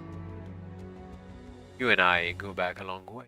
After all, I have composed a spatial battle home specific to this adventure. Would you like to hear it? Or will you prefer to boil yourself in tart and eat your own feet off? But perhaps you'd better listen to the rubbish. Although if you can stand the thought of another of the fiend's unimaginably bad poems, you are free to pronounce the magic spell Hemis Nakoi and slip from the cupboard and the room, leaving you to climb the ghastly staircase. Or wriggle back down the crawl space. Yeah, sure, let's go, poetic fiend.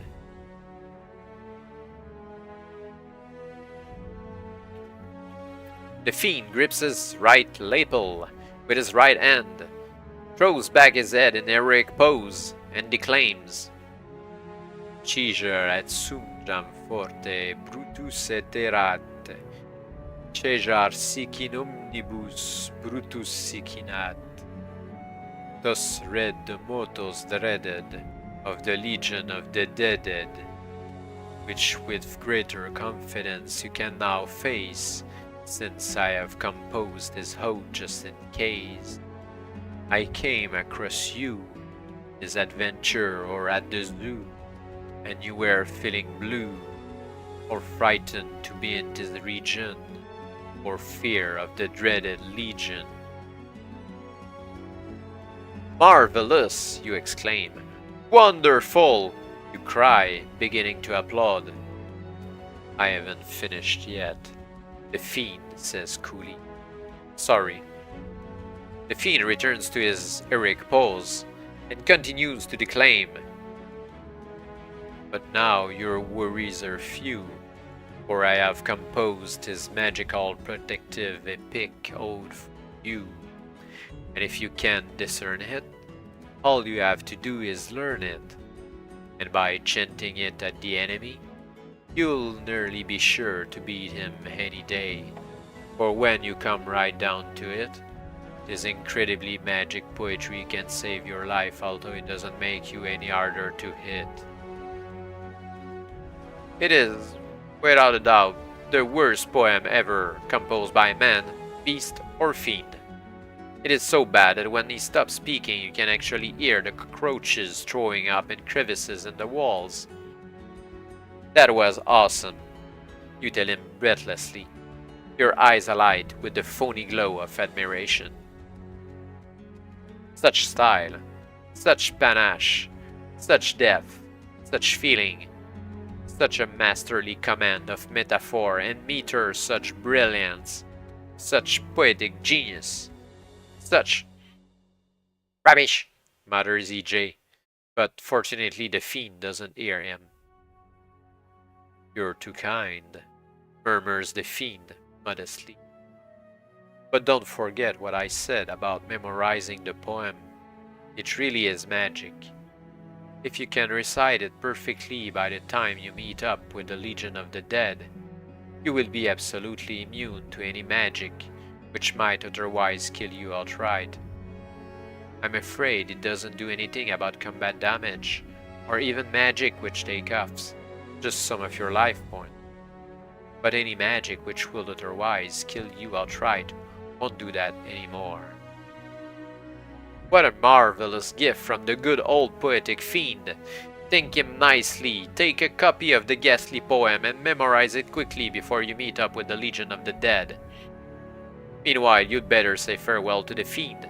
Get out of the cupboard and the chamber and decide whether you want to zip back down the crawl space or climb the ghastly skull and bone staircase. Well, we don't really have time to memorize the poetic feeling. Poem, so let's say that we did and call it a day.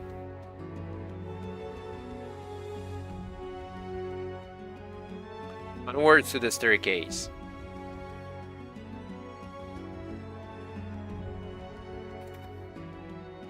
Crunch, crunch, crouch. No two ways about it, Pip Bone makes a rotten building material. Your foot has gone right through one of the steps.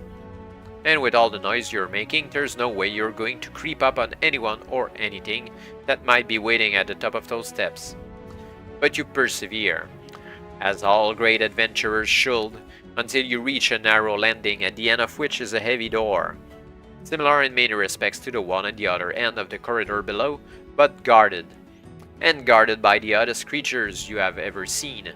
Two skeletons dressed in Roman armor, somewhat rusty Roman armor, and carrying a battle standard which displays a vulture and the Latin motto, Caesar et sum jam forte. Above the vulture are ornately embroidered the initials LOD, which you might be forgiven for thinking could stand for Legion of the Dead. Each of these underfed soldiers is armed with a Roman short sword. There's absolutely no need for you to get yourself slaughtered by tackling these two nasties, since they will only attack if you attempt to pass through the door they are guarding. If you crunch back down the weird staircase, you can check out the other door, go back to the crawl space. As against all this sensible stuff, those two definitely look like dead legionnaires, which may justify you tackling them. Which is the only option left, so let's go.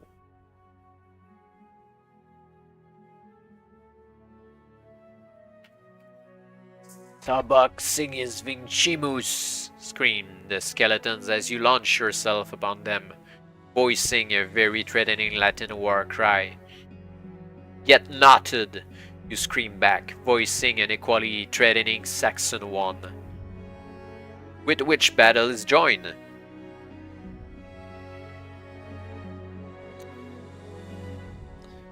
Two by dead legionnaires.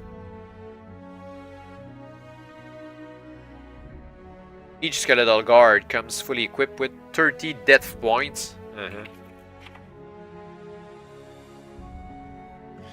And those rusty little swords will do you +2 damage, but apart from that you don't have a lot to worry about. Alright. Can skeletons get ill? I guess it's a magical germ.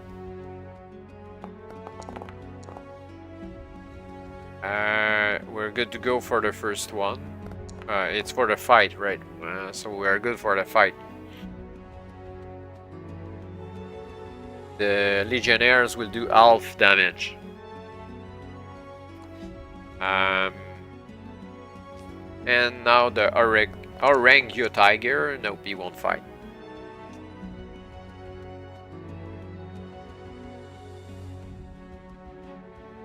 Friendly reaction. Twice.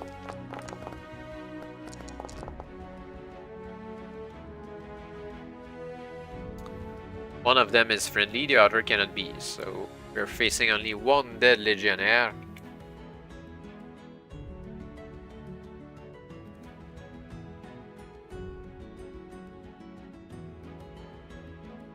Or how they call it in the book, a skeletal guard.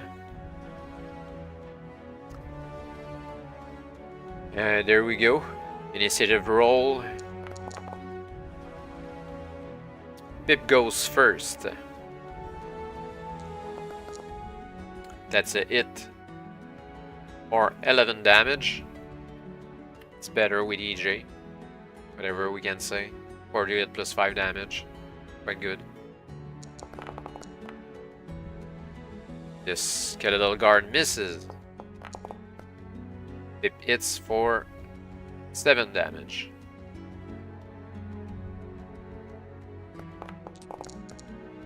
The guard hits. It's 5 damage.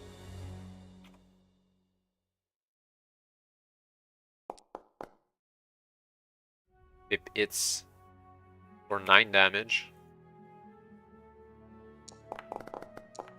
The little guard barely hits. 3 damage. And Pip hits, the guard is dead. Another victory. So far away, easier fights. A bit more of them, but easier. Kind of more fun, I guess. So far, this adventure is going well. I just jinxed myself. Alright, so we can go through the door. Crunching your way over the heap of bones, you push open the... You turn the handle and push open the... You try to push open... What a squiz. After hacking up Boney, Marooney and partner, the door is locked. No, it's not. Locked tight shut after all the trouble you went to. Stalking. Oh, okay. It's something else. No, it's not. Locked tight shut after all the trouble you went to. Not locked. To do down the guards and did somebody say something? Yes. You look around you for the source of the little voice, which actually seems as much inside your head as outside it, but can see nothing to explain it. It's a magic door, the voice says.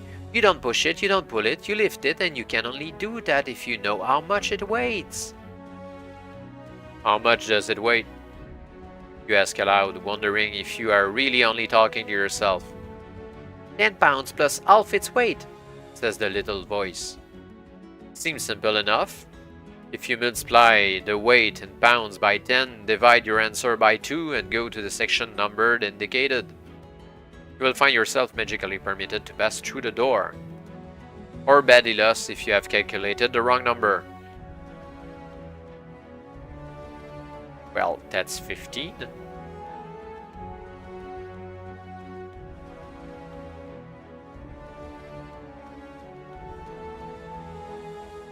Oh wait, we need multiply the weight in pounds by 10. That's 150. Divide your answer by 2. That's 75. That's the same magic number as before.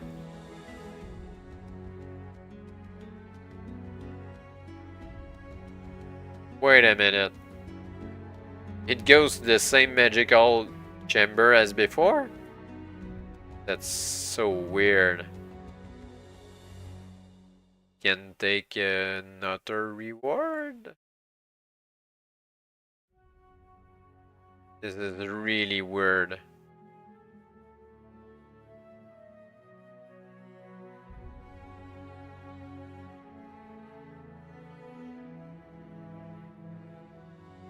I'm not sure if I can get 2 flying carpet, or I just did that for nothing.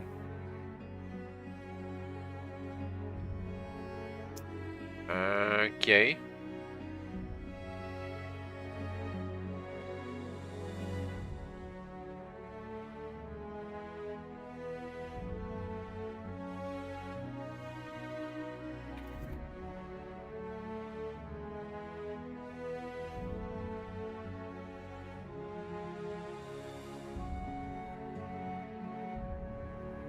And bounds plus half its weight.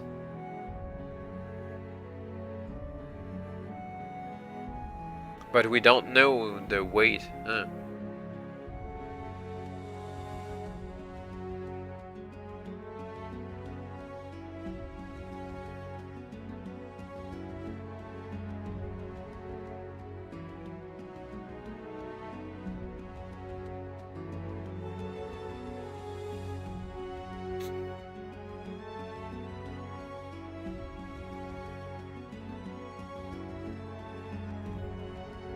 That's 10 plus 0.5x. So 10 plus 0.5x equal y.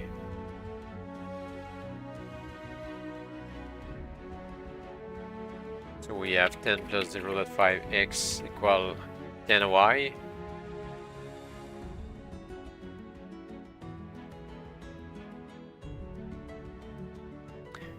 Algebra is quite far away. Ay, ay, ay.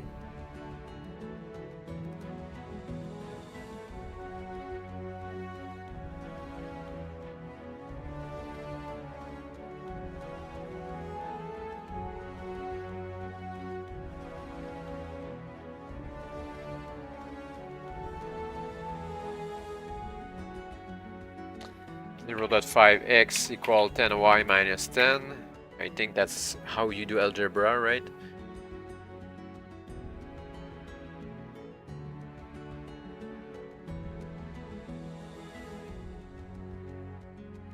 X equal 10y minus 10.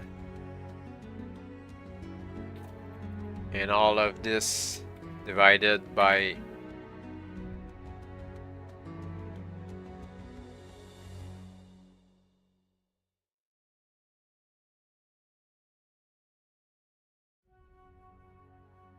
which means multiplied by 2.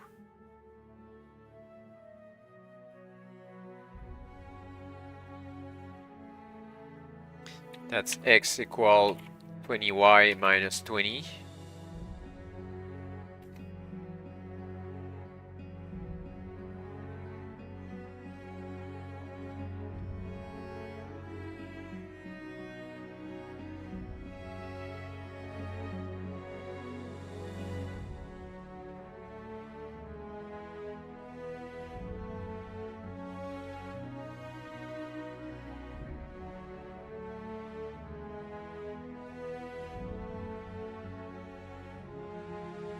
And y could be anything though.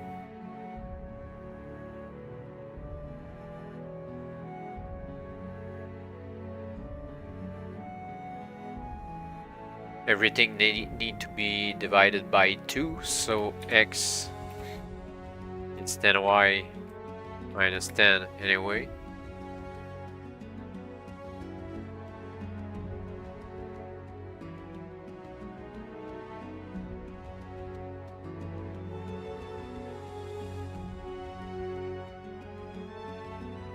Am I going way too complex with this?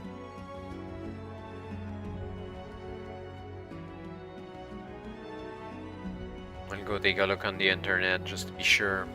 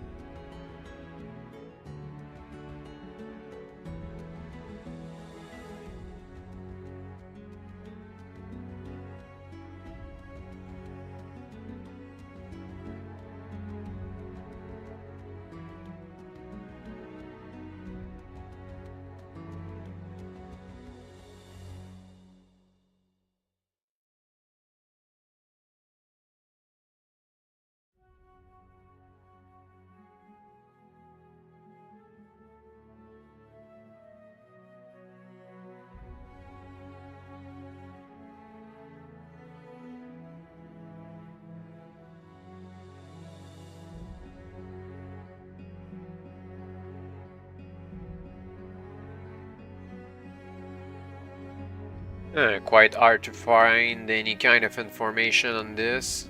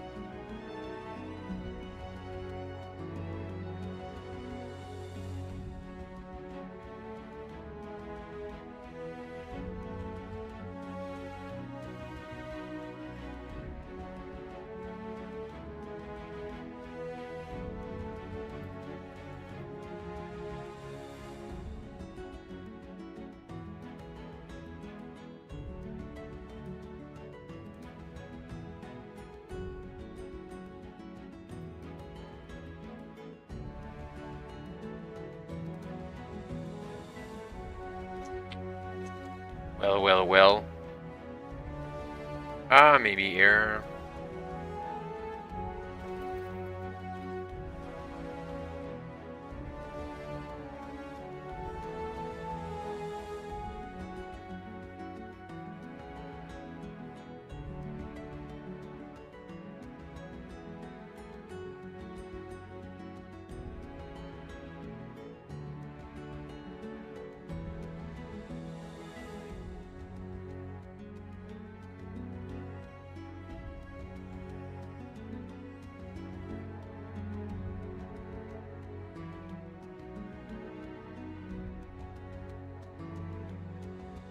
Yeah. Since it's 10 pounds plus half its weight, it can only be 20 pounds. Which goes to 200 divided by 100. So it's a different section altogether. And no algebra required there. I was way too far.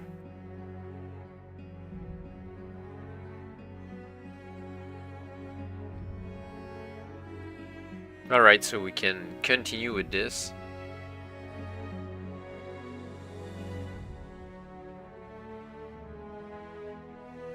The door slides smoothly open to reveal a small barracks, and a deserted barracks at that.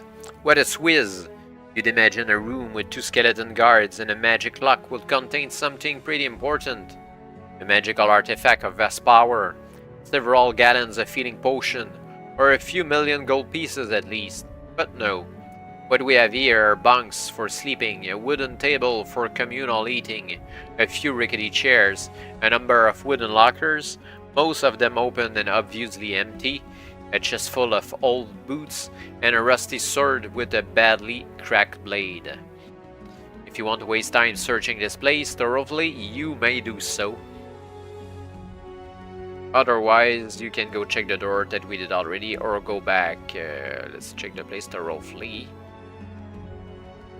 Oh, not a code. Yeah. Goodness gracious me! As Indian adventurers are wont to remark, it always pays to search thoroughly, doesn't it, Pip? Here you were, half thinking you might just throw your hat at it and go home, and you have unearthed in one of the closed lockers a copy of the marching orders for the Legion of the Dead. And a kosher copy too, since it is sealed and stamped with the official vulture insignia and Legion motto, Brutus et erat. What an amazingly fortuitous find! Hurriedly, you rip open the document only to discover the rodent scribe has written it in code. You stare at the paper with sinking heart, not because the coding really worries you, since you are an adventurer whose intelligence and perception is matched only by your wit, charm, good looks, and supreme fighting skill, but because of the signature at the bottom of the sheet. The spidery handwriting is unmistakable. The Legion orders are signed by General Merlin. If the shock of this revelation kills you, not really. I thought it could happen. If not, we can check the door or return to the crawl space. But we need to solve the code before, and I don't really have the time to solve codes right now, so I'm going to look on the internet for the answer of the code.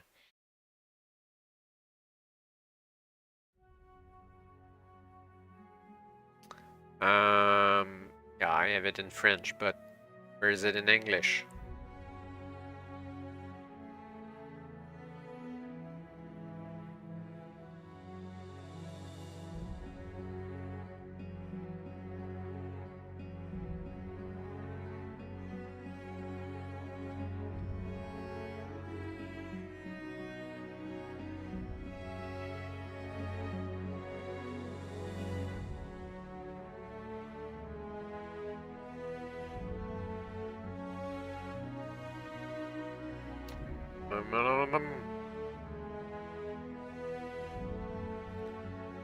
A different search then.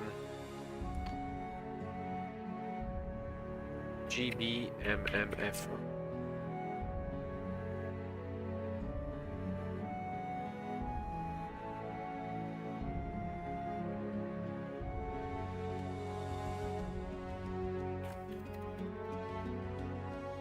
Ah, here it is in English. Okay. Fallen comrades, in preparation for our assault on Avalon, ye must march south and establish new headquarters beyond Loch Ness. The entrance will be magically guarded, but the password will be left with the Loch Ness monster, who will be instructed to give it to no one except in return for one of Widow Wobbly's chocolate donuts. Thus we will safeguard our new headquarters from attack by strangers while permitting easy entry by tardy legionnaires. Alright, we need the Widow Wobbly's chocolate donut, give it to the Loch Ness monster. To get the code, finally, most probably the numbered section. Okay.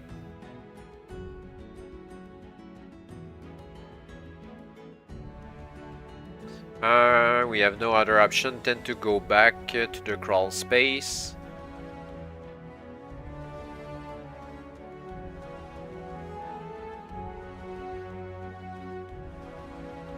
We need afterwards to climb back down, and there's a lucky hurdle. Success. Get back down unarmed. And we're back on the map. There's only the river left. Yeah, I guess we'll have to cross the river to get through the mist. A strong undertow carries your boat northwards at a fierce rate of knots, slamming it through the fog bank, as if something on the other side was drawing it like a magnet. So quickly is the craft traveling that when it reaches on the other side with a thud, you are flung forward violently onto your head. A development which causes you to lose consciousness until such time as you awaken. Okay. Good. Should we did some swimming instead? Oh, come on. Send us back to the beginning. That's a joke. Okay, let's go back all the way. And get to the forest. Then from the forest we go on, then go north. And here we are. We could cross the river by wading or swimming. Both looks like terrible ideas.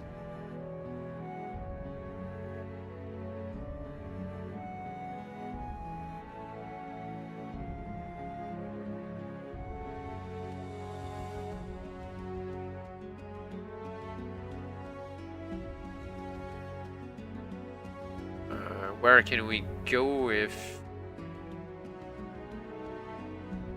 there's nowhere else to go? I think we really have to get to the beginning and try out the Brimstone Lake, the cavern entrance, or the yurt encampment. Actually, the Brimstone Lake most probably have the Loch Ness monster, maybe.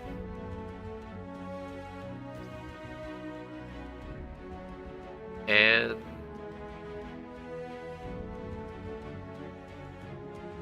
the yurt encampment maybe has the old lady with the chocolate.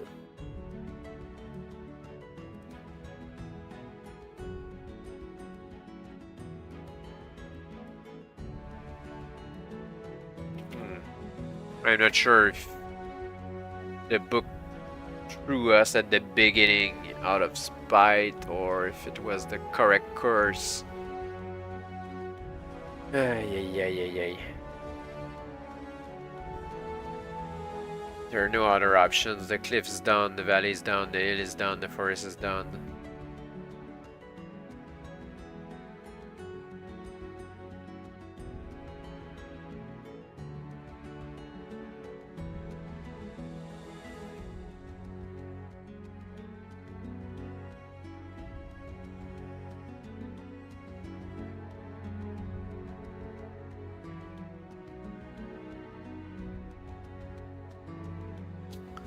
I'm not sure if I'm losing my time here or not.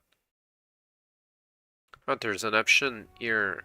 Simply cutting through the valley with the different section. Oh, okay. We might try this instead of going back to the beginning. This may have been a river valley at one time, although the river is now long gone. But it does cut deeply between the surrounding hills and provides an easy route southwards until it reaches a point where the original river must have forked. Or you are left with a choice of following two branch valleys, southeast or southwest. Yeah, the two valleys that we saw from the top of the hill. You look carefully for clues as to which you shall take, but there are none, which leaves you with a straight decision, southwest or southeast. Let's go southeast. Don't like the look of this, mutters EJ suddenly. Look of what? You ask, although you are feeling a bit uneasy yourself.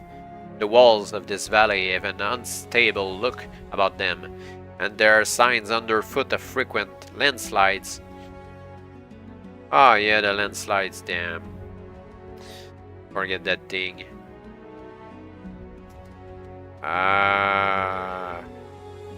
Southwest.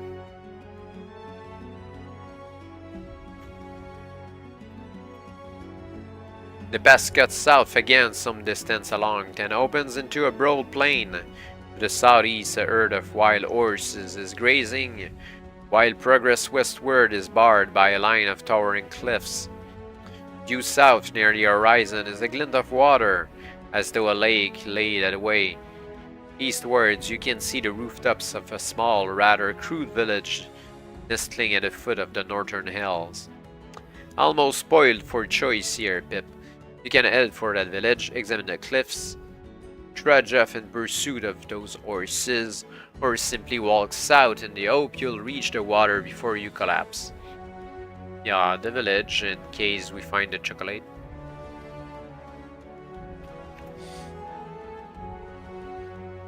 A strange sound assails your ears as you approach closer to the village. A sound not dissimilar to the dying wail of an animated skeleton or the protest of a giant feline, with its tail caught in a mangle. You stop, absently smoothing down your hair, which had naturally stood on end, and await. The sound, which is definitely growing louder, if not exactly any more pleasant, seems to be coming from the direction of the village itself. Suddenly a group of massive, heavily bearded men lurch into view, kilts swishing, sporrans swinging, dirks glinting in the sunlight, and bagpipes emitting their animated skeletal wail. The smell of whiskey wafts towards you like a rolling fog. There are perhaps a dozen of the men, pie-eyed with the liquor, but managing nonetheless to stagger more or less in your direction. There is no doubt they have seen you, for those who have not got bagpipes in their mouths are shouting greetings like Robrich Nix Macpip, Boots Moon Macpip, Dina Yakin Jug Peel Macpip, and so on incomprehensibly through the burr of accent and the slur of liquor.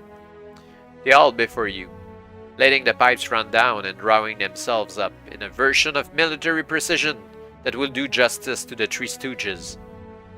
One steps forward, salutes and falls over before asking you from the ground.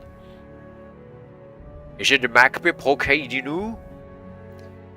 You nod uncertainly. Having worked out this Scottish nodder seems to be asking about your identity. Is the Legion you're after? Oh no, that's the guy. Is it the Legion you're after to know? Asks another, still standing. You nod again. Will ye be paying a visit to Oaksnack to Balachnackbury? You stare at him blankly, then realize this must be the name of the village, which doesn't answer his drunken question. Are you going into the village which has sent out this delegation of alcoholics? If so, or not, you can tell them so. You draw yourself up to your full 8, but still fail to get above the whiskey fumes, and announce, I shall be visiting Ocknactober Lochnabury. A ragged cheer rises up from those still standing, and the delegation mills around, tripping over its feet in an attempt to provide you with an escort. In the end, you tire of waiting and stride forward boldly, leaving them to follow or not in their own good time. But you have walked no more than 100 yards when there arises up from behind a hillock one of the most terrifying sights you have ever seen. A bearded giant of a man with fierce eye, knotted muscle, and sporran running badly to mange. He flexes his biceps and grins, showing teeth that will do justice to a shark. Then I ken no mon or lassie passes in tail tano do to bear luxnabbery will the wyshel we the machoot? He asks. By the okay man, as Celtic adventurers are wont to explain. Now that the name has been mentioned, you can see it is the Machoot himself, the same champion Puggle-fit player who once drove you feet first through the earth and into a series of tunnels which led to the ghastly kingdom of the dead. Now it looks as if this muscle-bound idiot wants another sporting match before you proceed. To engage in wrestling the Machoot, proceed exactly as you will do for combat, except that bringing life points below 10 ends the contest, and even bringing them accidentally below 0 will not cause death. Okay. We're a bit low in life points though. The Machoot has 35 muscular life points and grapples successfully on 5 or better. Remember, you will be fighting without EJ, so you need 6 or better to grapple and get no extra damage. If you lose the silly contest, you will not be allowed into the village this time and must examine the cliffs and come back.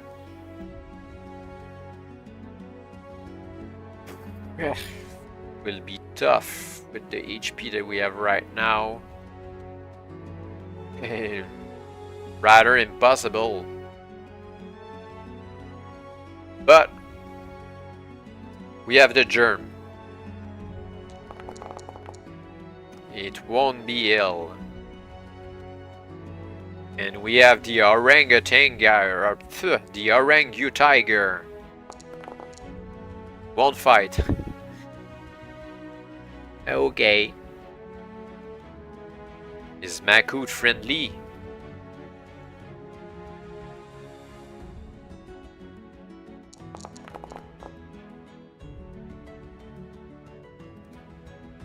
Oh, he's friendly. There we go.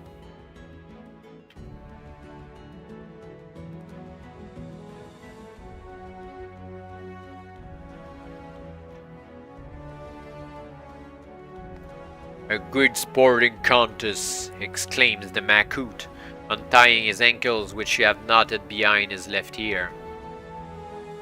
I'll be peeping ye in the new.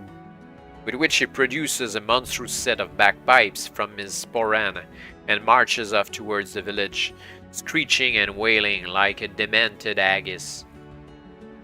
You follow a little hesitantly, only to find yourselves joined moments later by those of the drunken delegation who are still conscious, each of them singing lustily an extemporaneous ballad to the tune of some hideous Highland reel.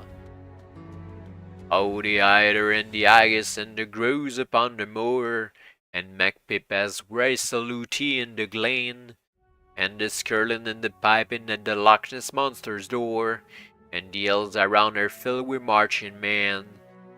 Blushing crimson with embarrassment, you creep along behind them, entering the village itself. But the song talks about the Loch Ness. That's a good sign. This is the worst laid out village you have ever seen. It looks as though the planners were drunk, which they probably were. Since you have made it here more or less in one piece, you are free to explore anywhere shown on the map. Then we can leave and examine the cliffs, or chase the wild horses, or go south. Alright, so a lot of things here in October Lochnaberry. There's the distillery, the Haggis farm, the blacksmith's forge, the general store, the tavern, the duck pond, the Pogolfit field, stone thatched cottages, the Weekirk, and the Macoot castle. We're looking for chocolate from the old lady. Let's try straight the thatched cottages.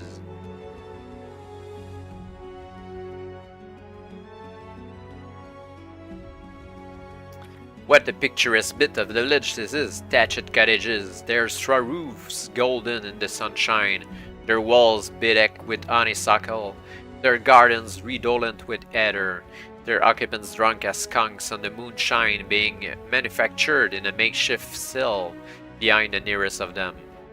Since so very few of the occupants can stand upright, there will be nobody to stop you sampling that moonshine. Although if you have any sense at all, you'll leave it alone and return. Okay, it's only a place to drink moonshine.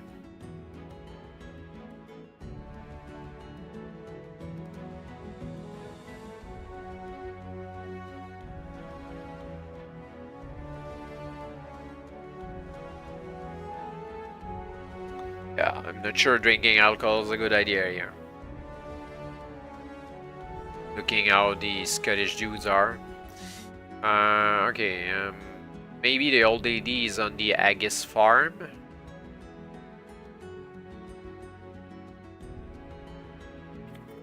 The smell that emerges from the open pen, combined with that particular singing which grates the nerves and set the teeth on edge, will tell you, if nothing else, that you have entered the Haggis farm. Do you know I've never even seen a live Haggis? EJ remarks. And you don't want to, you tell him soberly. Apart from dragons and ferrets, they're probably the most frightening creatures humanity will ever see. Frightening and dangerous, you will note, you tell him, pointing. The thickness of the logs which makes up the stockade which spans these creatures. You will notice the double thickness of rope with which the logs are bound. You will notice the height of the stockade itself, for it is well known your average Haggis can jump 7 times the length of its outstretched arms upwards. You will notice the broken bottles set into the top of the stockade wall. You will notice the deep ditch which surrounds the hole, capable of being flooded at a moment's notice should even one of the dreaded creatures escape. You will notice... But hasn't it got a flimsy lock? Remarks EJ, obviously tiring of your fascinating lecture. It was in your hand. Don't poke the lock, you scream. And pokes the lock, which pings open. Immediately the gateway of the stockade slams back as if under the impact of some truly superhuman force, and 3 jet-black overstuffed Aggie crash through. Snout snuffing, heads swinging hither and thither, barbed tails thrashing. 2 of these monsters race towards for the freedom of the islands. The third regrettably sights its glinting little piggy eyes on you, paws the ground for a second, and hurls itself in the air in the typical charge of the maddened Aggies. Hey. Stupid EJ.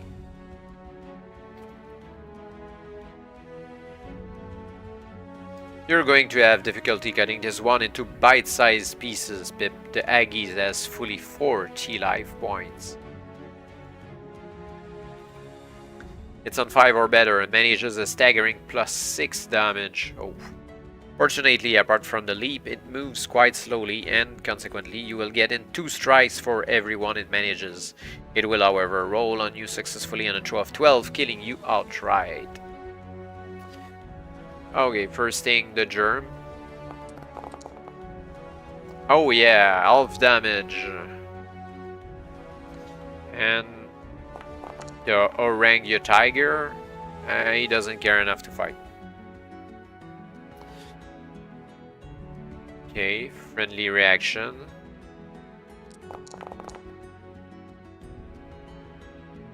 He's friendly. Perchance, I guess.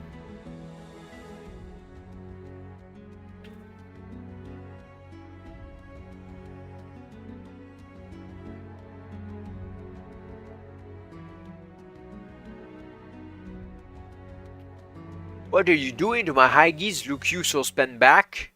An angry voice demands as you stagger back, half dead from the fray. Panting, you turn to find yourself being glared at by a small dark-haired man with a leak in his sporan and bits of coal strung from the hem of his kilt to prevent it blowing up in the wind. A compatriot of Merlin's by his accent. But what is the Welshman doing here in Scotland? It is a mystery you have little chance to solve.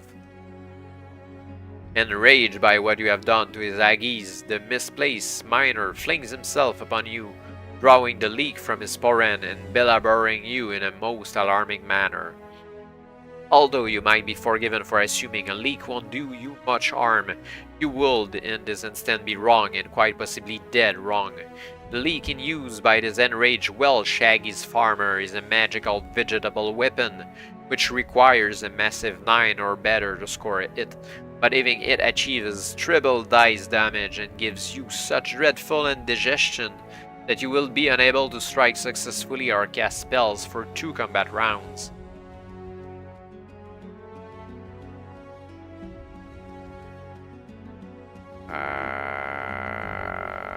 There's no life points though.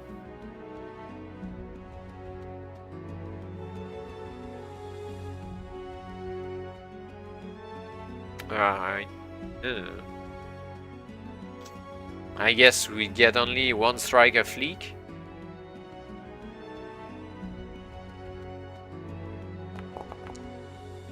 It misses. That we're fine. That was some going, Pip.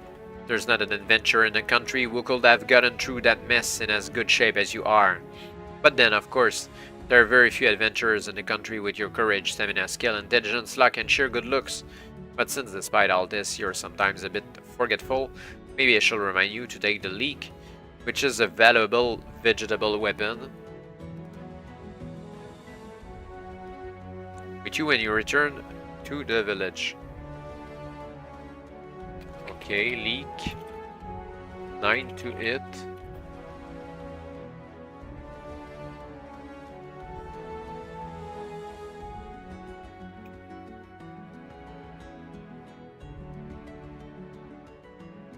$3d6 damage.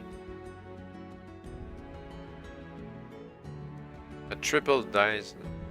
Okay. 3 times damage.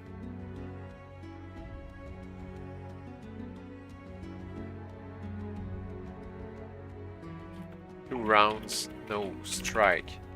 Yeah, the 9 to it is hard, but if it works, that's quite a big boost.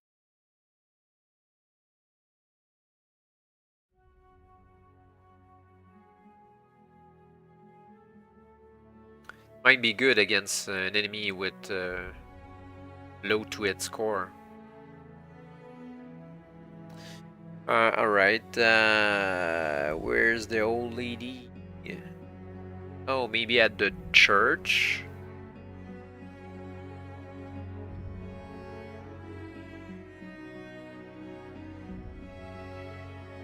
It's the village church, or kirk, as they're likely to call it in these parts. It is situated picturesquely in its own graveyard, and the main door lies ajar.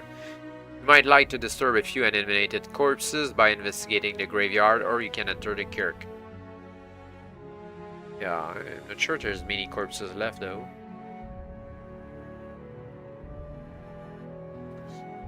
But I'd rather go check inside the kirk.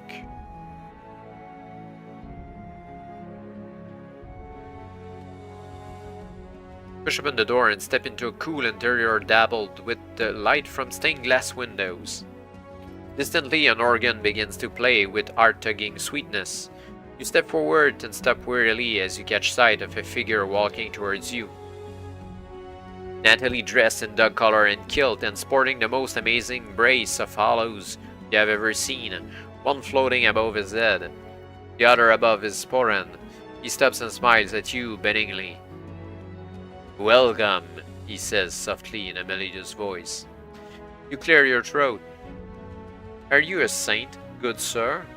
you ask, eyeing the hollows. "Indeed I am, Pip," he replies kindly. One has to run a church in this village. He levitates absent-mindedly, then sinks down to earth, exuding the sweet scent of sanctity. Since I hope you will have time to attend evensong, let me give you my blessing and a word of advice. He reaches out and places his right hand on your head. It glows briefly, the hand on your head, and you feel the immediate restoration of your life points to their maximum capacity.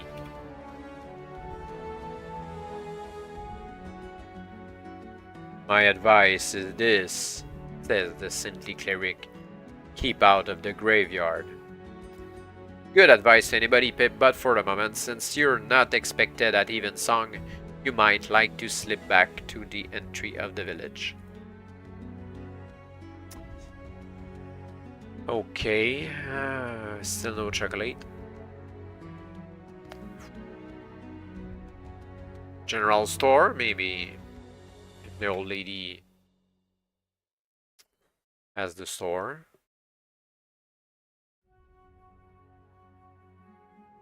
The store, when you reach it, is barred and shuttered. You stand staring up at the nameplate, General Store and Bakery, Propriety W. Wobbly, hey, that's the old lady, and wondering why you bother to check out obvious dead loss areas like this.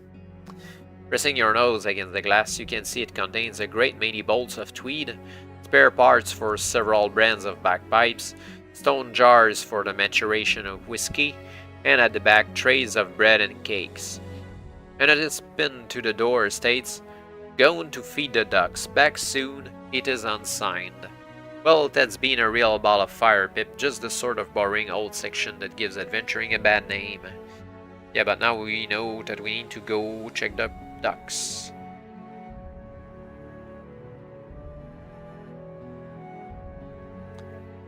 There's a ducking stool here, a sort of seesaw with a chair at one end in which they use to immerse people accused of witchcraft.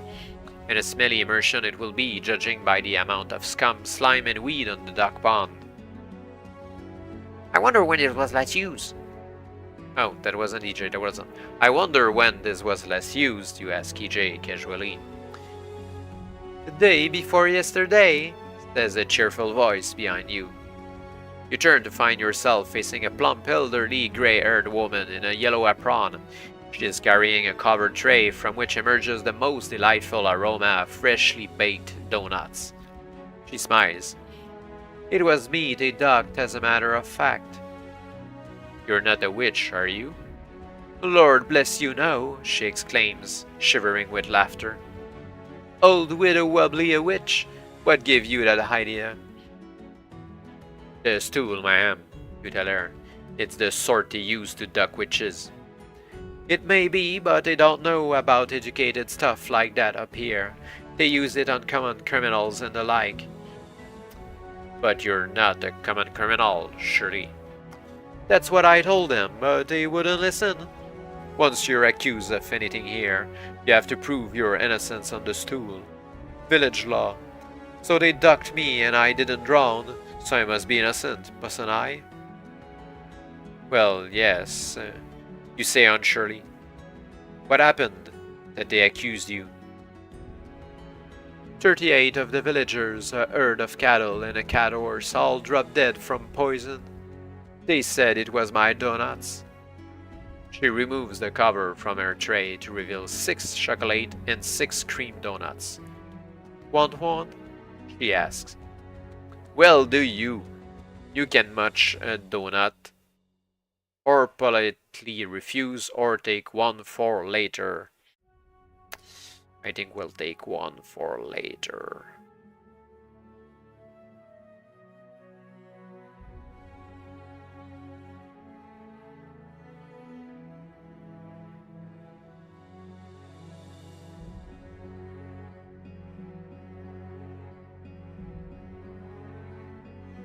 You're too kind, you murmur, selecting your donut. This looks absolutely delicious, but since I have but recently stuffed myself stupid with potato crisps and jelly babies, I think I should save this for later. Otherwise, I might find myself developing a slight weight problem. Widow Wobbly, who has visibly developed a slight weight problem of her own, obviously identifies completely with your attitude and beams at you like sunshine as you take your leave. And your donut. Note down whether you pick chocolate or cream donut.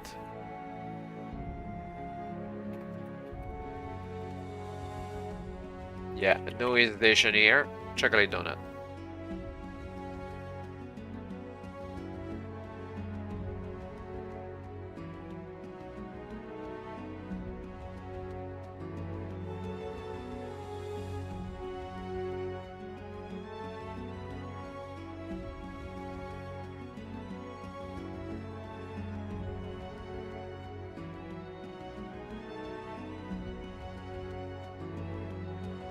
Alright, we have our donut.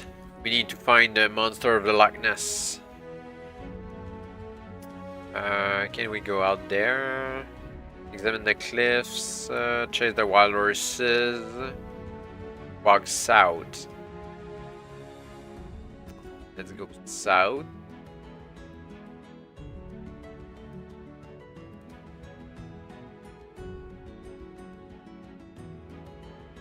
Ah, yeah, there was a question of it was a long way, so maybe horses.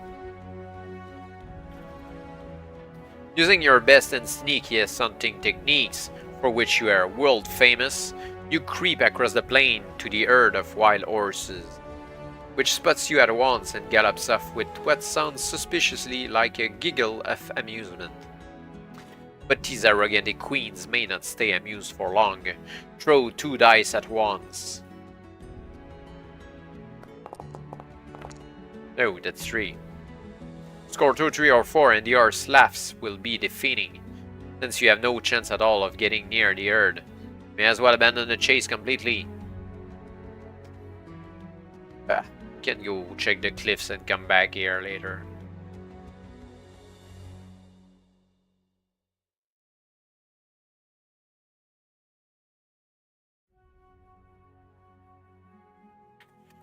No question of your climbing these cliffs, unfortunately, Pip.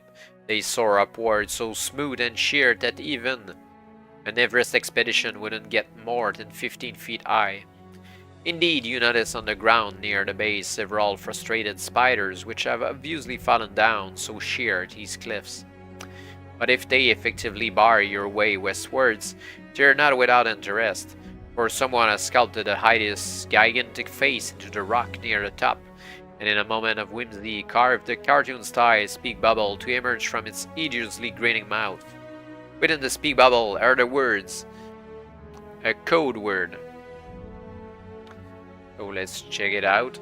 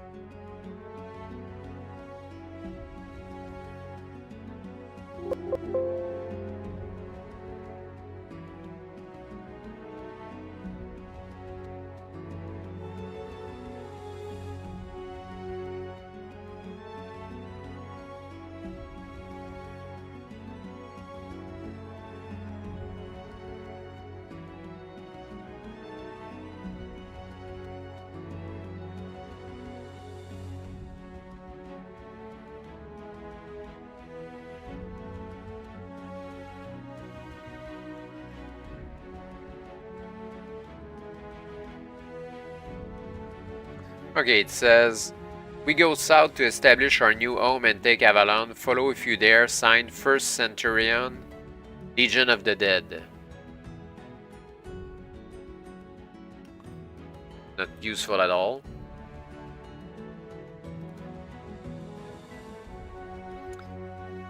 In any case, since you can't get any further westwards, your options seem to be limited to visiting the village. Chasing the horses. Yeah, the horses, it sucks. It's just a dice roll. So let's skip the dice roll and get a horse.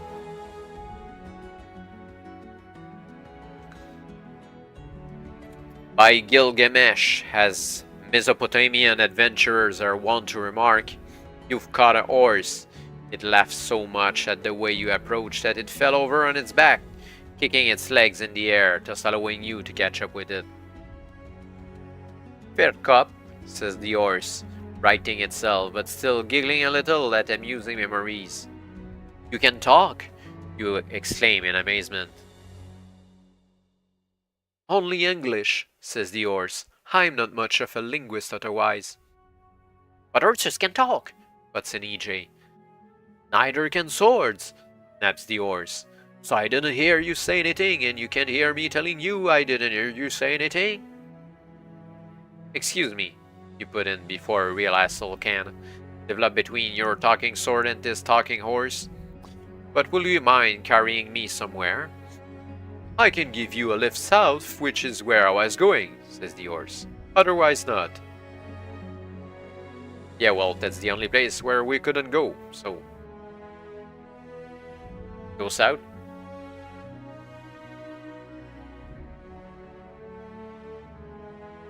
You climb on the horse's back. Gee up, says EJ wickedly.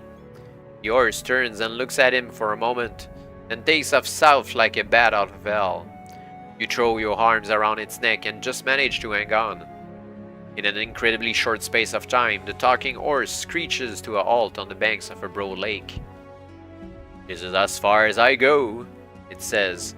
Everybody off. Where are we, horse? You ask as you slide down from its back.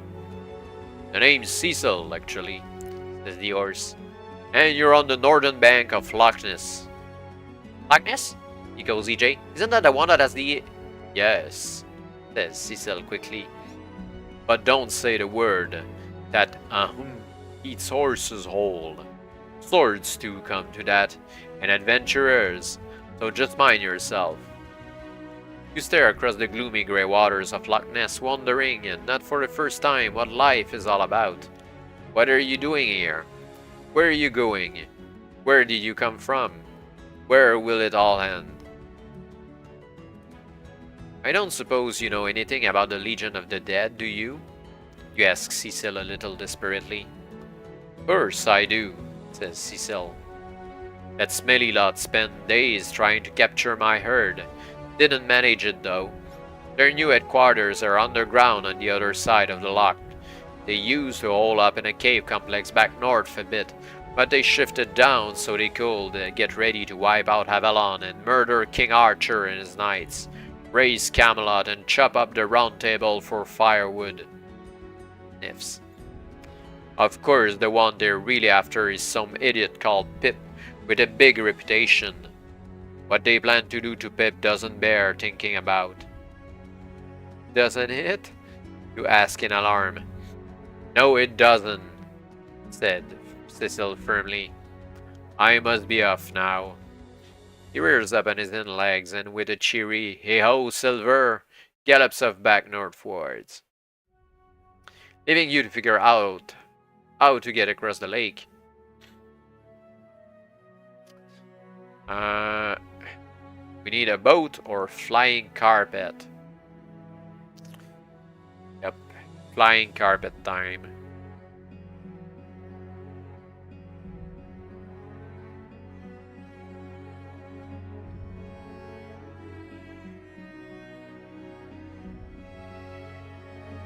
Oh no, moans EJ, turning green as the carpet soars up and out over the treading waters of Loch Ness. Below you, a monstrous head on a long, sinuous neck raises out of the water and snaps at you, but in vain, since you are flying too high to be reached. Whee! You exclaim as the carpet swoops and soars, turning EJ even greener. But before his upset can turn to something really serious, like rust, the carpet drops down gently on the southern shore of the lake, leaving you facing the rather chilling sight at the next section. This has to be one of the most sinister sights you have ever seen, Pip, and you've certainly seen some sinister sights in your day, haven't you? A corpse propped upright by means of a pole up the back of its jacket points stiffly towards a skull-shaped opening in a nearby cliff face. Around the neck of the corpse hangs a crudely lettered notice stating, "This way." Above the skull-shaped opening is a rotting battle standard featuring a vulture in heroic pose, underneath which appears the dreaded motto of the Legion of the Dead, "Seizure sic in omnibus." But what are you going to do about it? Since it seems a bit pointless to go home for tea at this late stage of the proceedings, you can dive into that sinister entrance. Or if you want to put it off a little longer, you can see what's on the back of that notice around the corpse's neck. Sure, why not? Holding your breath against the heavy palm of the corpse, you turn the notice around. On the back are written the words, "That way." So much for messing around with stupid notices, but you put your best foot forward, Pip, and see what's what in the Legion of the Dead HQ.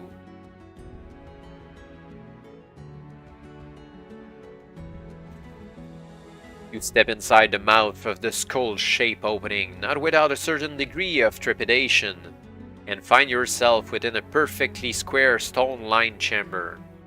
Glancing back, you find another of those vulture standards rotting above the entrance. 'Tis one with the motto, "Brutus Sicinat."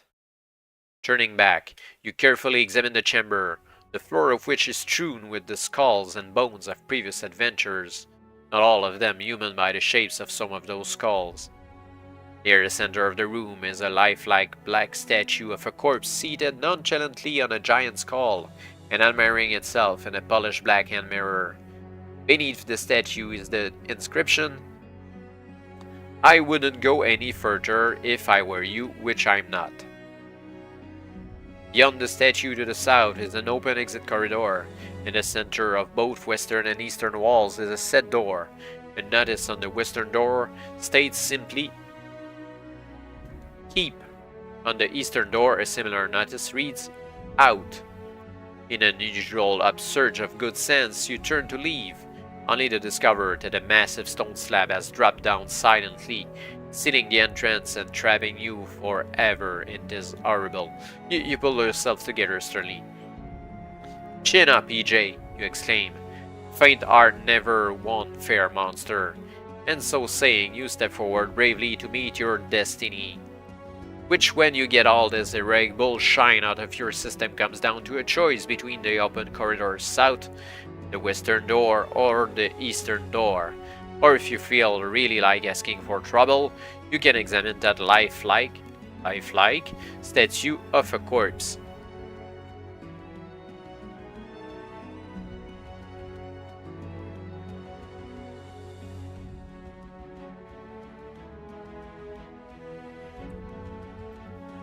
Yeah, at worst we'll fight that thing. This really is one of the ugliest, most unappealing statues it has ever been your misfortune to inspect closely. Chiseled into the granite plinth are the words, "Our Founder." You kick the monstrosity, half hoping it might spring to life and give you a bit of excitement, but it just squats there uglily. Not just a dead statue, but a dead loss as well. You now have the choice of investigating the open corridor, the western door, or the eastern door. Let's go east, at the outside. There is nothing behind this door but a blank wall and what looks like, yes, it's definitely the remains of a spear trap, and a lethal looking one at that. Fortunately, some other poor adventurer took the brunt of the spear, and presumably staggered off with it still stuck through him. Since all that's left is the spring-loaded mechanism which would have hurled it into your quivering flesh. Close shave that Pip, close the door carefully and decide whether you want to leave by the southern corridor, examine the statue, or risk the western door.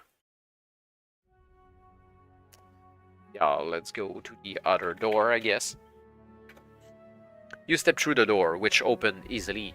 Perhaps fortunately, since if you had stepped through it while it remained closed, you would have done yourself a fearful injury. Beyond it is a smallish 15 by 10 chamber without visible exit. Reclining in a hammock slung from the ceiling timbers is an orc with a pointed head. Instinctively, you reach for EJ, but the orc waves a languid hand in your direction. "Oh, come now," he says. "Can't we be civilized about this? Must we leap instantly into attack mode on no better basis than a difference in creed, color, or racial characteristics? Admittedly, I'm an orc, and you are human." He hesitates. "You are human, aren't you?" "Yes, of course," you assure him grumpily. "But why should that necessarily make us enemies?" asks the orc. "Where is the logic in such a stance? Now, if we were to abandon this tired old prejudice, might it not be that I could aid you by indicating a secret escape route from this complex, assuming, of course, that you need one? You may be ugly, but you're obviously not stupid," tell him. "And what you say makes a great deal of sense. How can you help me?" "As I said, by pointing out a secret exit from this place. The discovery requires only a little logic.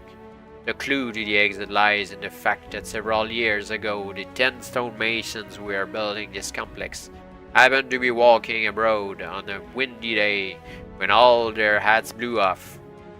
A hatless apprentice ran to retrieve them, and handed each mason back a hat, without, however, stopping to inquire whose was which.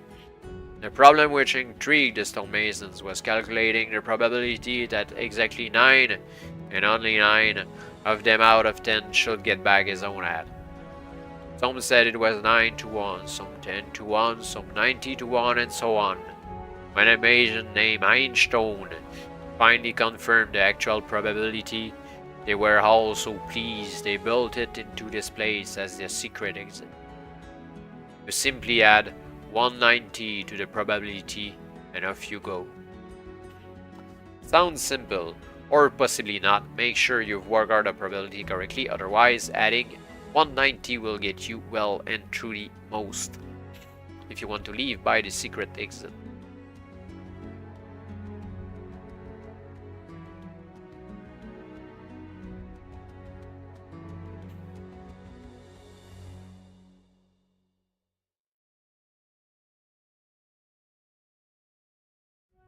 Well, there's only 3 options.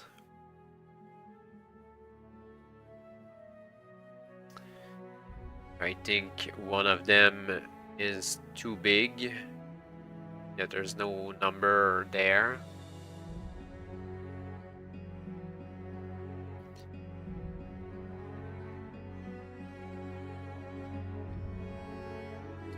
It's not the second number.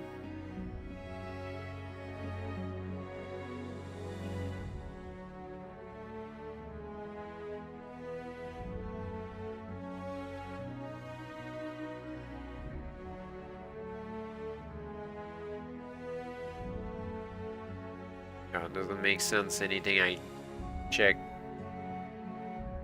And my brain is starting to feel like marmalade at this hour.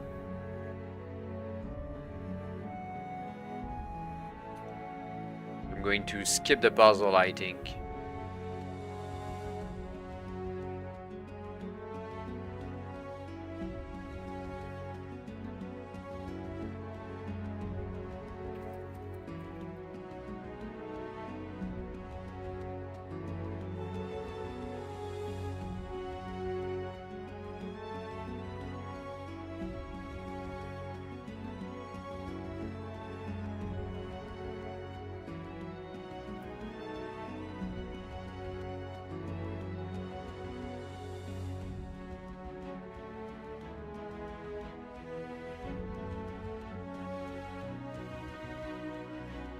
That was simple like that. Okay.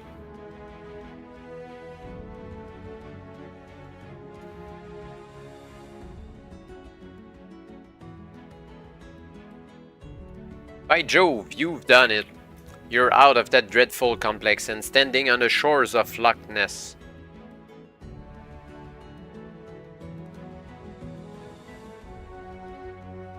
There's nothing to stop you going back in again. But you might equally well decide to trudge back to the map.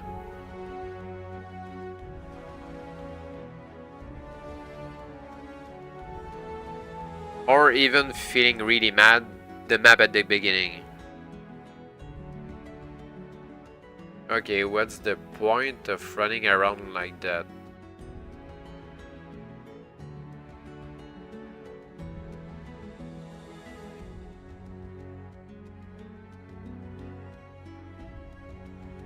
Well, the corridor south was the only thing left.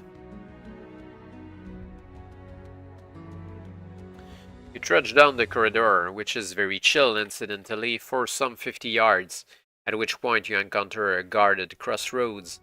Passages run due north, south, west, and east with, at their point of intersection, a small sentry box, in which stands or possibly is propped a most curious creature wrapped from head to foot in what appear to be metallic bandages. You peer at it closely, noting that it is not breathing, and wondering if it is alive at all. And if it is, what on earth it can be. "I'm an armored mommy," the thing whispers in your ear as you press against its chest, vainly listening for a heartbeat. You look back in alarm. "I am invincible and indestructible," the armored mummy tells you. "I could rule the universe if it wasn't for one thing." "What's that?" you ask, feeling like a straight man in a comedy act. "I can't move." The armored mummy sighs darkly, then adds, "Doesn't matter, I can stop you going any further. Which is some pleasure in life or death, depending on how you look at it." It coughs, a ragging sound which probably gives a clue to what killed it in the first place. "Unless you have the password, of course." Yeah, the password that should come from the Loch Ness Monster that we're not able to get to for whatever reason.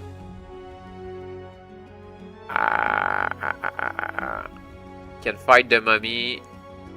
We don't have the password or backtrack, but how can we give the chocolate donut to the Loch Ness Monster?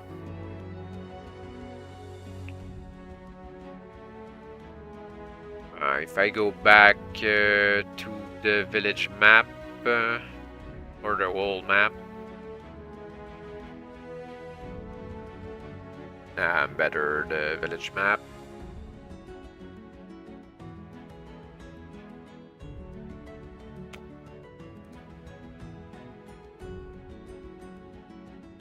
The thing was, the horses was supposed to get us to the Loch Ness Monster, but by taking the flying carpet, we're going over the lake.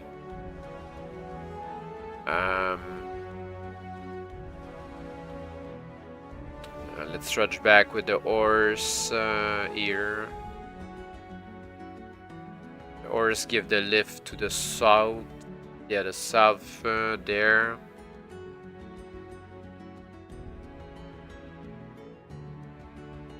And to get across the lake.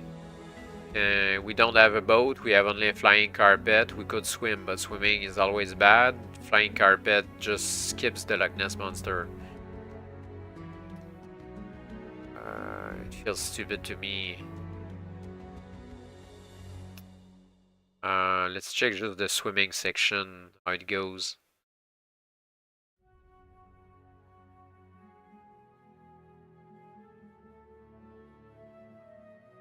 We could try talking to the Loch Ness Monster there.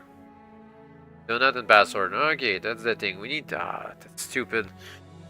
They gave us an item to go over the lake and bypass what seems to be the solution to get inside the password lock mummy place.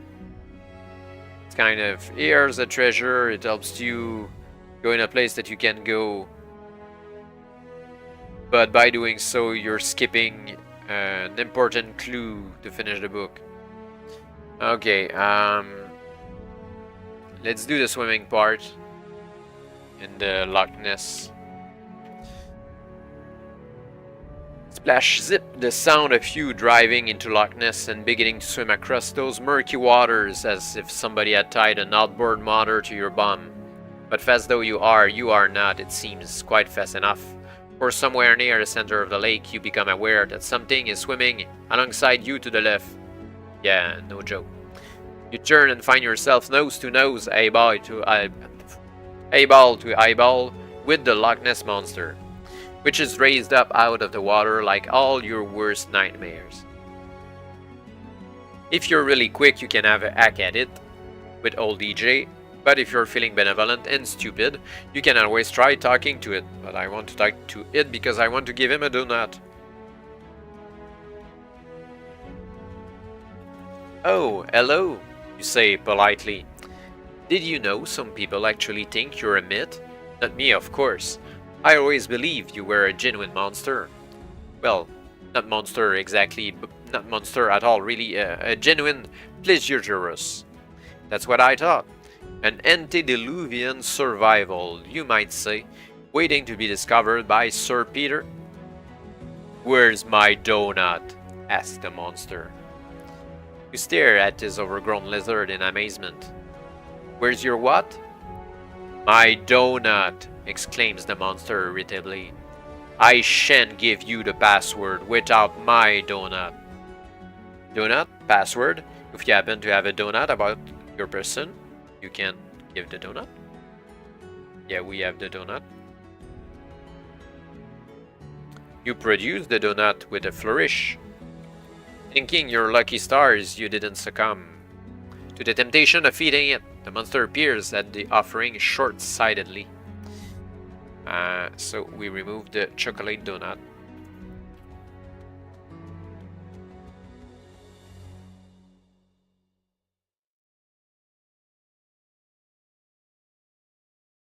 Is that chocolate or cream?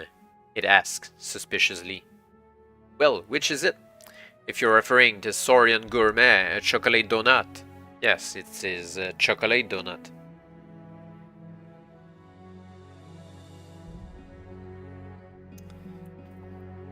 The Loch Ness Monster sniffs suspiciously at the donut, then breaks into a beaming smile. A sight to chill the blood and no mistake.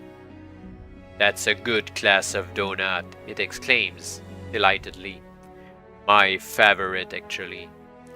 With which it swallows the donut whole, far too quickly to taste it, belches alarmingly, then reaches forward, and before you can do anything to stop it, takes your head in its mouth. Help! You scream, a somewhat muffled cry on account of the position of your head. But the monster refrains from chewing, and instead carries you at high speed across the loch, to deposit you gently on the southern shore. It turns away and spits a little on account of your hair oil, then remarks, the password's Googly Bong, in case you've ever asked. Googly Bong 220 to be exact. With which he holds his nose with one clawed flipper and dives beneath the surface of the murky waters. Alright, we can then go back to the mummy.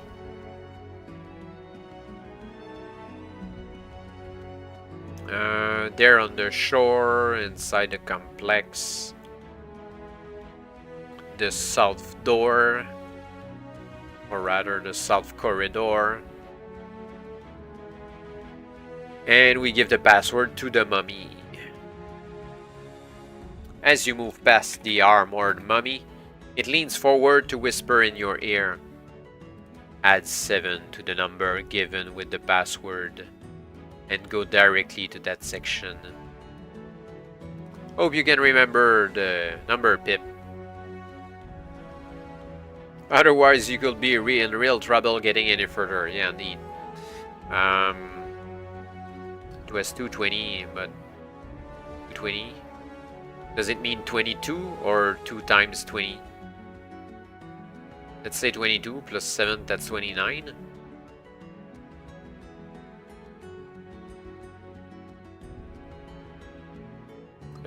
Doesn't make sense. 220 like 220. Oh, might be that. Oh, that's 229. 227. Yep. The armored mummy grunts. You're right. Which is a pity, since I was quite looking forward to killing you. That being my mean and nasty nature. It waves a bandage and vaguely. You can go now. A thought strikes you, and you clear your throat politely. Excuse me, you say. But I've always wondered why mummies wear so many bandages. Can you tell me? In my case, says the armored mummy, I cut myself shaving. Boom boom, now come away before you contact some noxious disease. Having pronounced the password properly, you are now fully entitled to take the southern corridor. The northern corridor to go back, the western to... Oh no, you're not, exclaims the armored mummy grimly. I said you could go on, that's all. Which means go on south.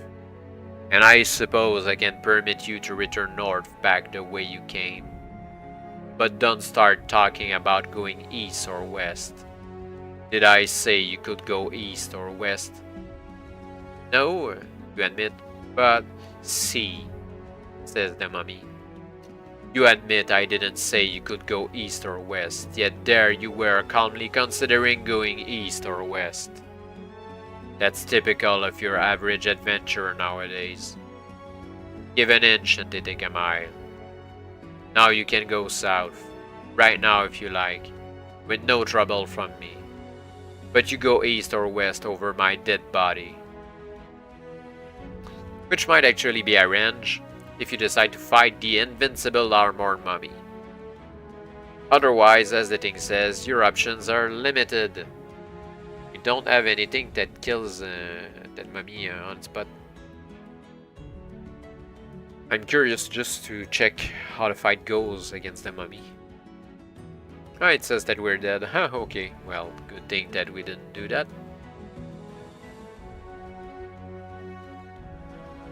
Even as you walk down the corridor, you are aware of a horrid wrongness about the place, like a wedding ceremony being performed by undertakers. The air, though dry, is sultry and thick, the way air gets just before a thunderstorm. There is a smell of decay about, a sweet corruption similar to the effect of a rat crawling into your boot to die.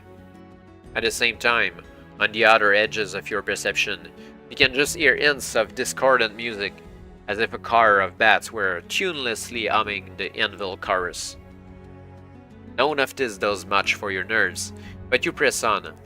Powdery mold begins to form on the flagstones beneath your feet, the sort that eats its way through leather sandals given half a chance and groans dramatically when you tread on it. There is a quiet but persistent gibbering from the wall on your right, as if a small group of politicians had been immured for talking too much.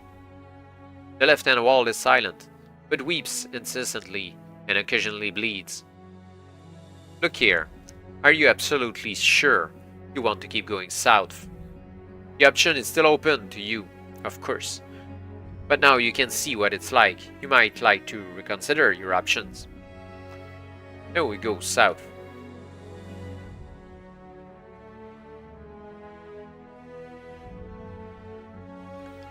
The corridor opens abruptly into a massive chamber constructed from stone blocks, not one of which could weigh much less than 7 tons. A high-vaulted ceiling soars away into gloom, supported by a colonnade of massive granite pillars. Leaning against each pillar is a skeleton. Not all of them human remains either, while between them, ranged row on row, is the weirdest army you have ever seen. Soldiers dressed in a vast assortment of rusty armor and carrying ancient weapons, every last man jack of them long dead. Your eyes widen with amazement as they sweep across this vast array of upright corpses. Here ranks of mummies, here zombies, here vampires, here ghouls. Here the Roman dead, the ancient Britons, the Gauls, the Huns.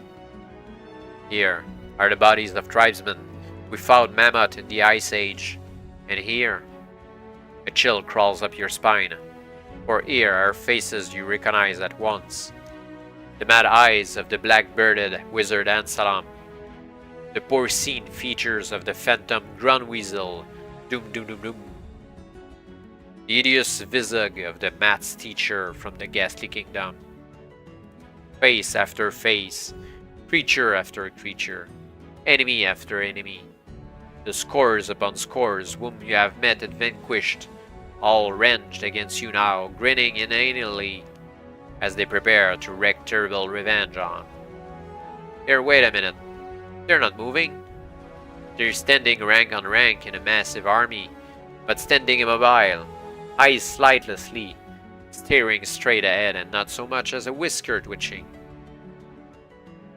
Of course, there's not a whisker twitching, snaps a familiar voice as Merlin steps out from behind a pillar. They're dead, aren't they? Can't go leaping about all over the place when you're dead, can you? It isn't done. No, no indeed.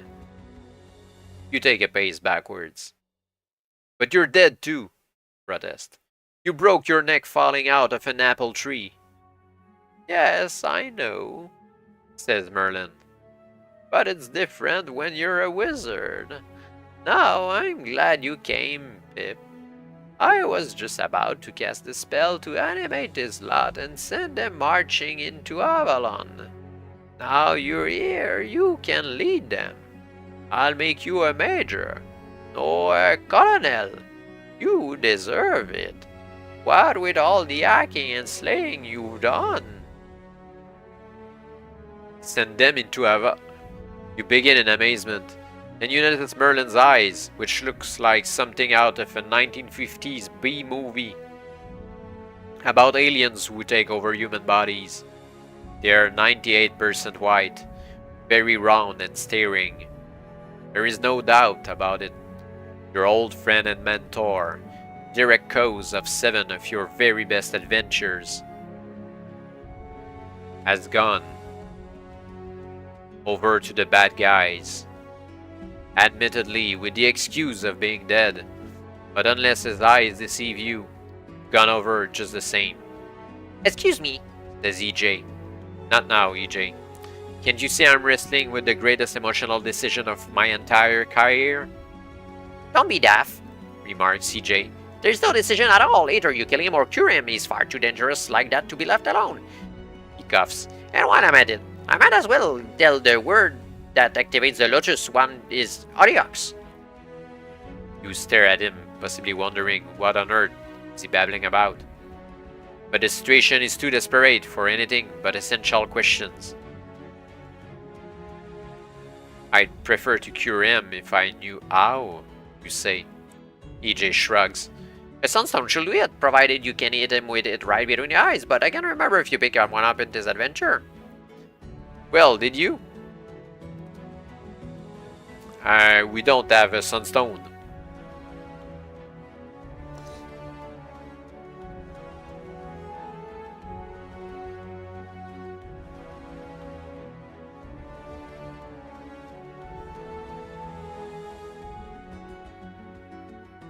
I guess we're going to do is fight Merlin.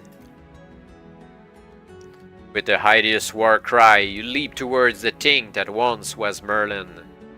He glances up, makes a circular motion with his left hand, and EJ's blade ties itself in a granny knot. Ouch! Exclaims EJ. But you have no time for sympathy, throwing aside your useless sword. Who's useless? Demands EJ, untying himself and lunging swiftly back in the direction of your hand. You hurl yourself forward in a devastating karate drop kick, which, however, Merlin sidesteps without too much trouble, leaving you to land rather heavily on your rear end. As you pick yourself up, you see 2 shafts of leprous green light emerge from Merlin's funny eyes. You tumble to avoid them, but it is too late.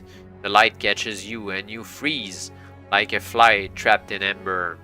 You can feel your body begin to fizzle around the edges, as if he had turned you to lemonade.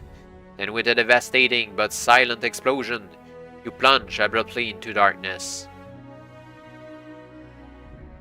Emerging at 14. No, wait a minute, this doesn't look like 14 at all. Although it's a pretty fearsome place, a gloomy castle shaped almost like a skull, about which you'll possibly learn more. Oh, we're just near the end.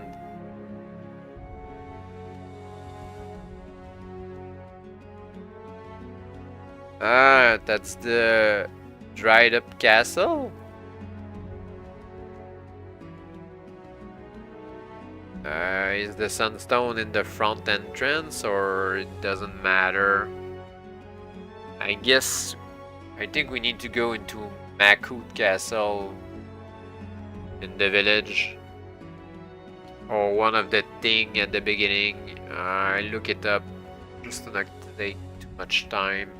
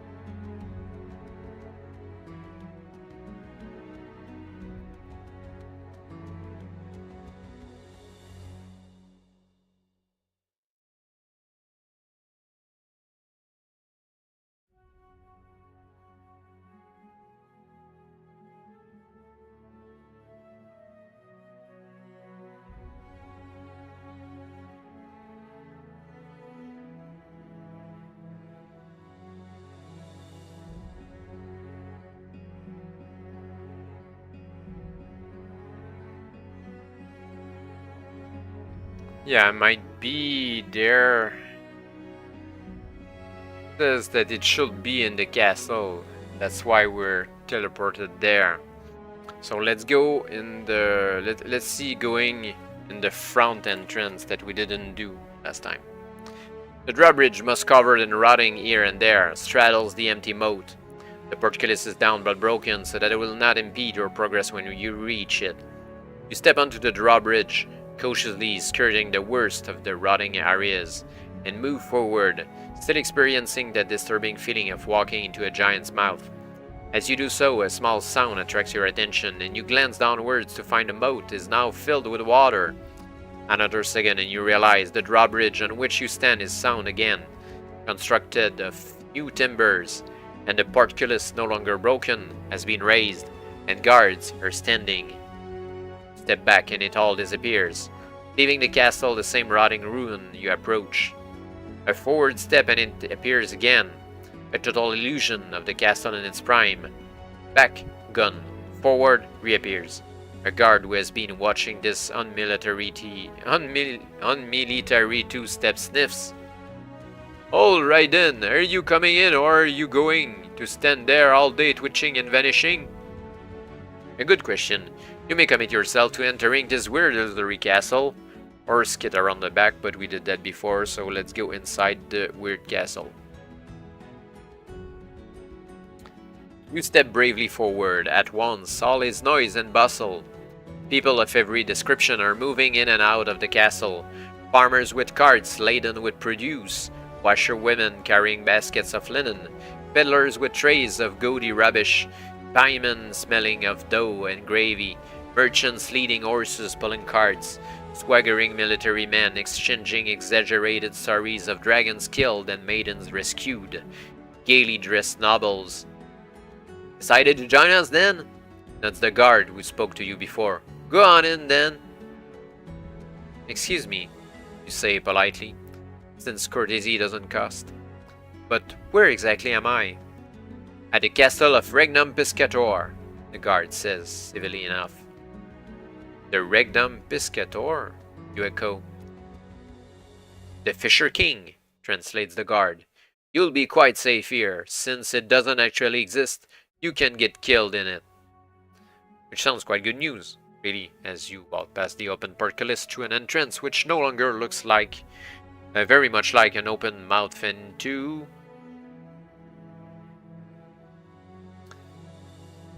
There's your castle, Pip. Oh, old castle to explore. Damn, you start out oddly enough at the point marked start.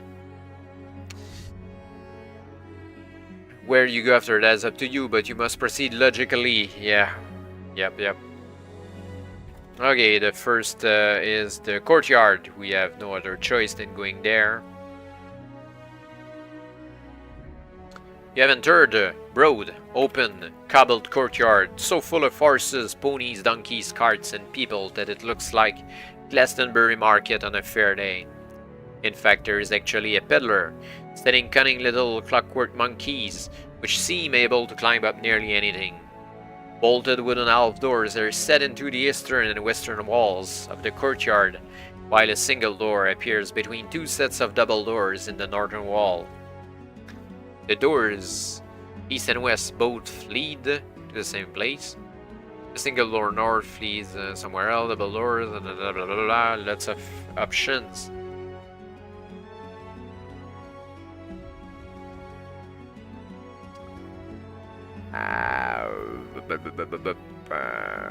Let's go there first because we're looking for a sunstone. We don't know where it is.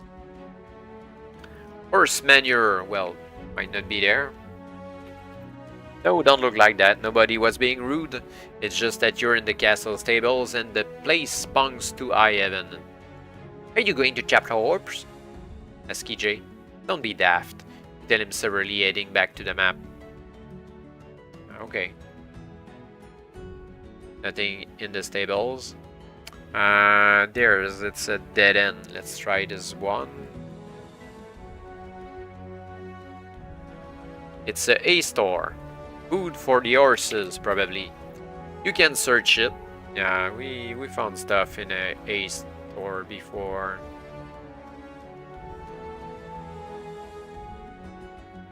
Sacred blue, Pip. As French adventurers are wont to remark, it never pays to waste time searching thoroughly, does it? There is a lot of air, but nothing else.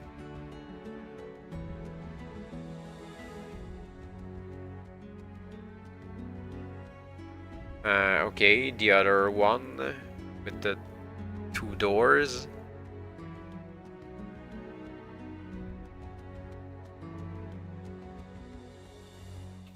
Evening, or is it morning? A wrinkled little man seated at the table eating bread and cheese looks up as you open the door. Excuse me, you say, it being obvious you have stumbled into somebody's private quarters. Think nothing of it, says the little man. Have you got a horse? Well, no. Then you don't need me, says the little man cheerfully. I'm the groom. Lots of visitors come barging in here thinking it's the throne room, but it isn't. The throne room's next door. At least the waiting room is, which is as far as you'll get until they go through the red tape, like a bit of cheese. No, thank you, you say hurriedly, backing away from this friendly groom and closing the door behind you.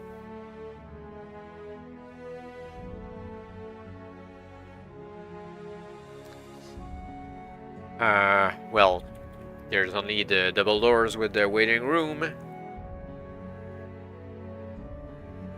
You have entered an enclosed courtyard, smaller than the open courtyard, within the main gate and with substantially fewer people about. There are double doors in both the northern and southern walls, a corridor leading east with a door just south of it in the eastern wall. As you stare around you with the typically blank expression adopted by adventurers when they haven't yet decided where to go, you are approached by a bustling greybird not unlike Merlin in many ways. Are you here for an audience with the king? He asks sharply. Well, are you? Well, we can say yes straight and see where it goes. It will skip a lot of places. Yeah, let's try that out. I'm looking for a sunstone. I'm afraid there's a bit of a queue, remarks the old man. But if you slip over to the palace, Nerd will tell you what to do. It's very important that you do as he tells you. Incidentally, otherwise you could be in big trouble. Okay. There's 17 people in this chamber. Count them. 16 of them are seated primly in their Sunday best, staring straight ahead on wooden chairs arranged along one wall. The 17th, a neat nerd in frock coat, spats, and spectacles, is fussily getting things organized, as members of the breed usually do. Sit, he orders you brusquely, indicating an empty chair with the point of his quill pen. Sit, sit, sit. What's it going to be, Fido? You can follow the nerd's order, or leave through one of the other doors. I guess we don't have a choice for now. You sit with growing impatience for nearly 3 hours, while others in the room are shown one by one through the northern door. Eventually, the spatted nerd bustles towards you. I assume you have my bribe ready, he says sharply. Bribe? You echo. 1,000 gold pieces, snaps the nerd. Well, we don't have that, so we don't have any other choice than throwing in a finger. How dare you! Screams the nerd in sudden fury. He begins to jump up and down on the spot, spats flashing evilly in the timeless war challenge of his breed. There is no avoiding a fight here. Yep. Oh, no friendly reaction possible. 25 life points. Strike successfully on 5.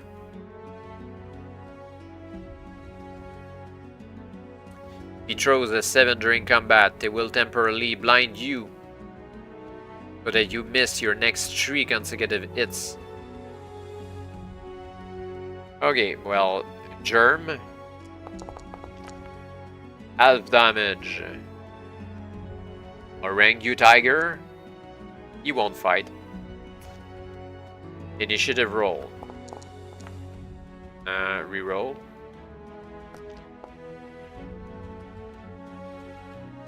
The nerd goes first.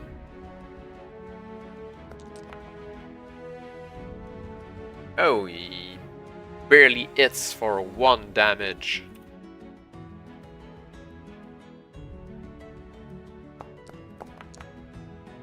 It barely hits for 6 damage.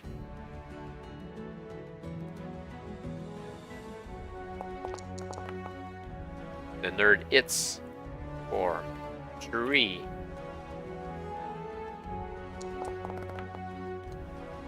It hits for 9.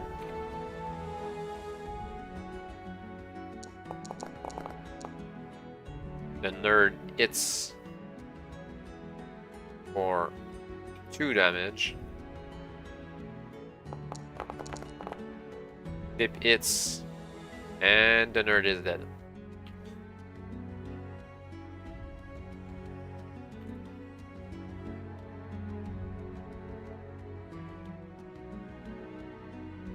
And we need to take another destination.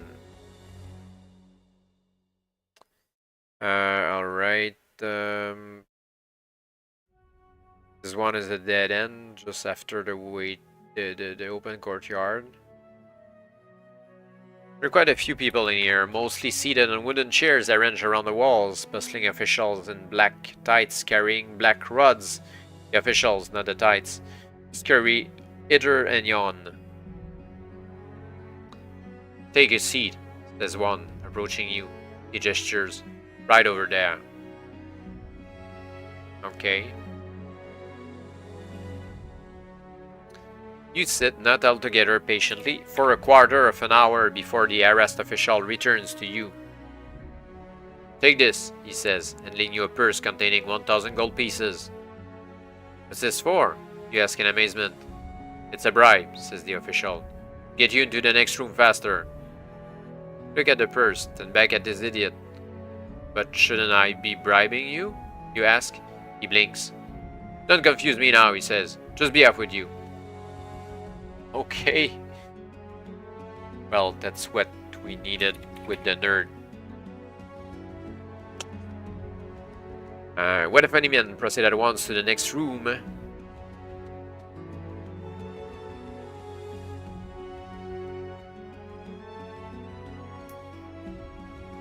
And we go through the nerd again.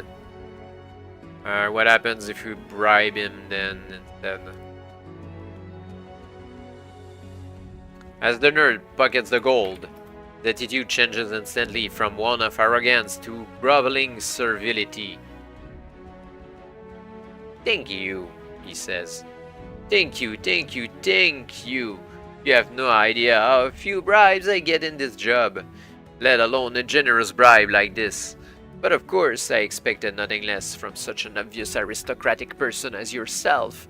I took one look at your handsome features, noting the flight of intelligence in your steely eyes, and I said myself, "Nerd," I said. You let him ramble on for a while, since you enjoy a bit of cringe, but eventually you wave him to silence with an imperious gesture of your small finger. "Shut up, puny face," you tell him kindly. "I wish to be on my way." Of course, the nerd agrees. Off you go. But a word in your well-formed and extremely functional ear, keep the casket. Keep the what? You frown. And we're going on to the next.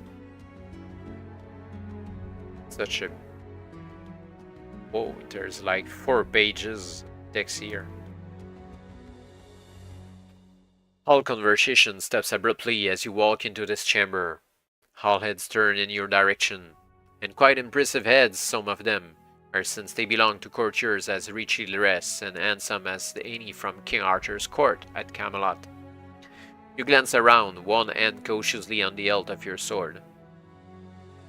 I wish you wouldn't keep doing that, EJ mutters. It tickles something awful. And discover you have entered what must be the official audience chamber of this weird castle. A crimson carpet of exceptional quality runs the length of the room, carrying the eye, and eventually the feet in all probability, towards a dais on which is set a massive gilt throne.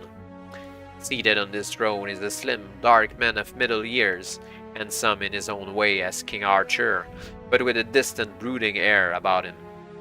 He turns towards you, dark eyes a little sorrowful, and beckons you to approach.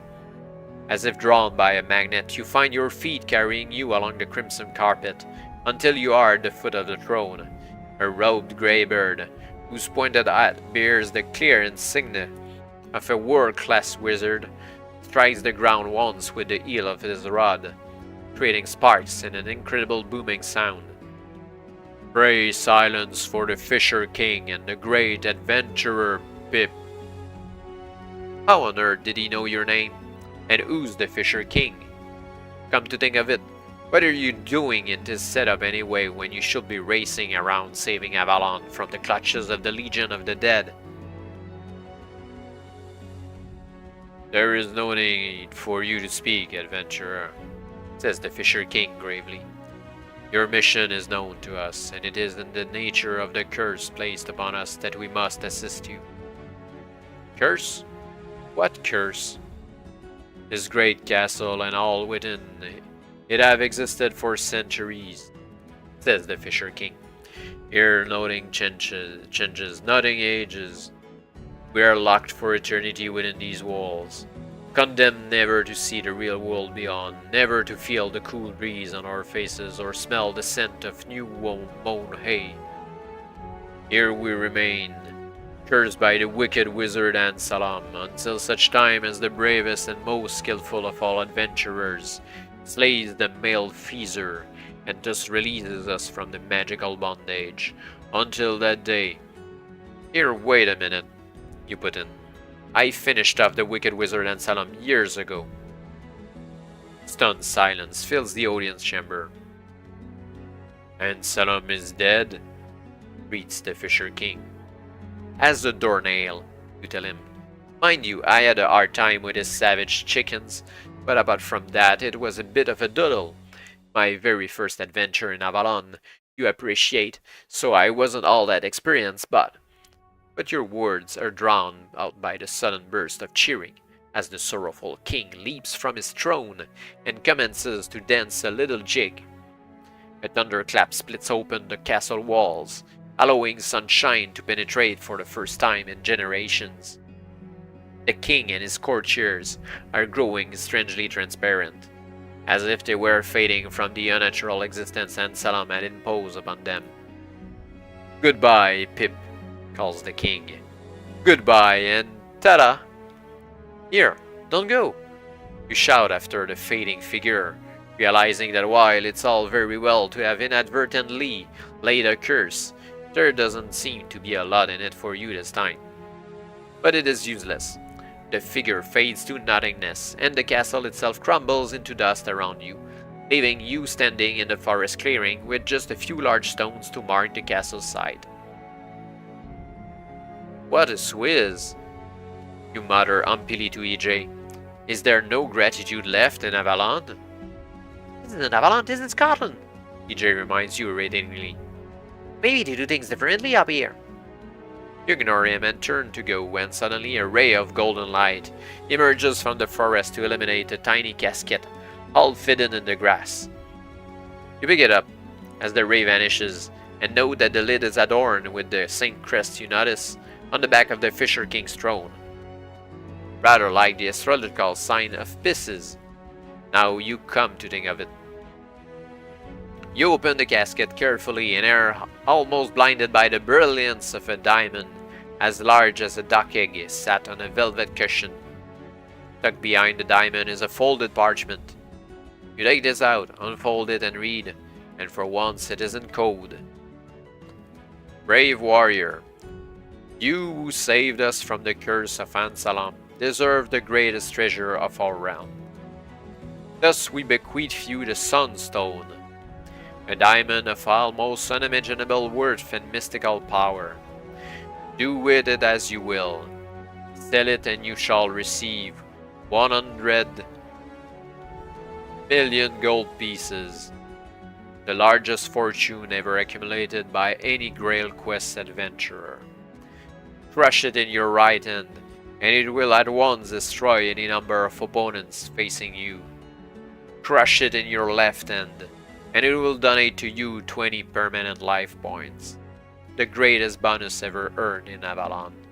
But should you decide to preserve it against the day you meet the Legion of the Dead, you may find it will grant you your deepest wish. Choose wisely, Pip, and may the gods go with you." Ah, here's the Sunstone.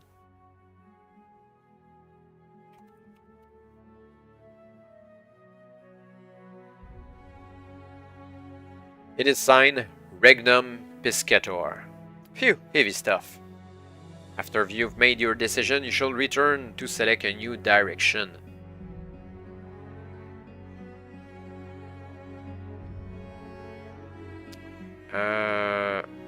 Yeah, that's the trail. We know all the road, blah blah blah, the complex, the password, go through the door with the mummy, all the way Legion of the Dead, and we're in front of Merlin.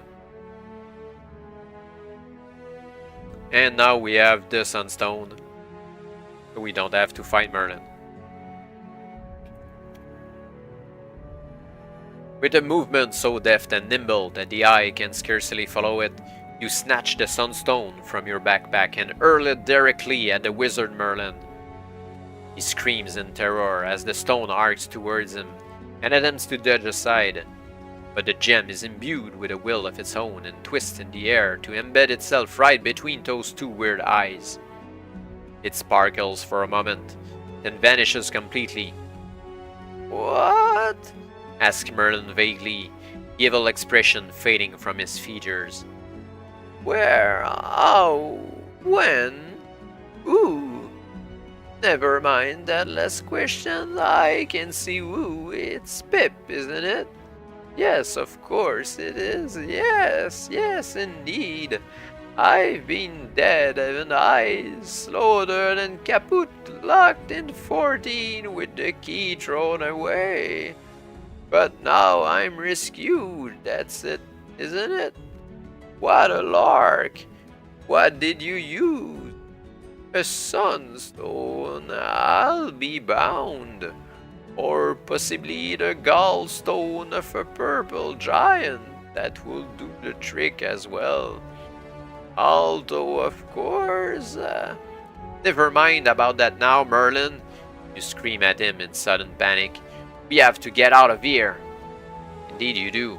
Throughout the vast chamber, the dread army of vampires, zombies, ghouls, mummies, and various other unsavory types of rotting corpse has begun to stir, animated by the power discharge of the Sunstone. Dead eyes, worse looking even than Merlin's when he was weird, are turning in your direction. Dead fingers are raising to point at you. Dead feet are beginning to shuffle in your direction. Dead, but you get a general idea. You dive successfully for the exit, dragging Merlin behind you. As you leave, the horrid creatures freeze once more into immobility. Phew, close call that, but at least it leaves you ready to move on to the section headed Pip Triumphant. It's no good, exclaimed Sir Lancelot, who panicked easily despite his reputation. He wrung his hands fiercely and walked up and down with tight, small steps in agitation. Still don't have enough. On the jousting fields of Camelot, rank upon rank of armed and armored men were drawn up in battle order. Pikes and pennons stretched without end to the far horizon like a vast angry sea. Sunshine glinted on metal. Huge brown patches of cavalry stood out among the infantry, bobbing and ducking in time to the snorting of the massive war horses. It was the largest, most formidable army ever raised in Avalon, and still the brave Sir Lancelot did not think it was enough. King Arthur sighed and turned to the tiny female with the pointed hat seated on the pony by his side. What do you think, Cody? Cody shrugged. She looked very tired and a great deal older than her actual age. He may be right, Your Majesty. It's no ordinary invasion. The Legion of the Dead is full of dead soldiers, as the name implies, and that makes them very difficult to kill. Enters Merlin. The king sighed. Ah, Merlin. His eyes clouded. Do you really think he's turned against us? No doubt about it, Cody said. At least to all intent and purposes. He isn't the old Merlin anymore, of course. Getting killed changes you. Yes, I suppose so, murmured the king. So we're up against all Merlin's magic as well. I'm afraid so, Cody nodded. King Arthur sighed. Better move the men out, he told Sir Lancelot. It may not be enough, but it's the most we've got. I could raid back to my native France for reinforcements, Lancelot offered. But the king shook his head. No time. All the signs are that the Legion of the Dead is about to march. Once that happens, they'll be here in a week. It will take you much longer than that to bring men back from France. I suppose so, Lancelot admitted glumly. As the last ranks of the huge army marched from Camelot to take their places on the field of battle, King Arthur took Cody aside. What of Pip? He asked her in a confidential whisper. Pip? She asked. Dead and joined the Legion, I imagine. It's been far too long for a successful mission. King Arthur shivered. So we will have to fight Pip as well as Merlin. Now surely Avalon is doomed. He wheeled his charger and was setting off to join his men when a sudden commotion up ahead caused him to pause. Doomed! Called a voice as if echoing the king's last word. We are doomed, all doomed! A man ran past him, then another. King Archer frowned. More and more men streamed past, eyes wide with terror. The ground began to shake, and a noise like distant thunder filled the air. Archer's horse began to plunge nervously, but it was a well-trained beast, and he calmed it quickly. But up ahead, the huge army which had so recently marched out of Camelot was now returning, and returning in full rout, fleeing an unseen enemy as if pursued by a horde of demons. "Stop!" ordered the king, but he might as well have tried to hold the tide. The cream of Avalon's fighting men streamed past him in a terrified stampede, even sweeping along the brave knights of the Table Round, who were unable to control their mounts in the midst of the general stampede. "What's the matter?" roared the king. What's the matter? Shouted back one terrified foot soldier. We agreed to fight the Legion of the Dead, but nobody told us we'd have to face anything as dangerous as this. As dangerous as what? Asked Archer desperately. But it was too late. The man had already fled.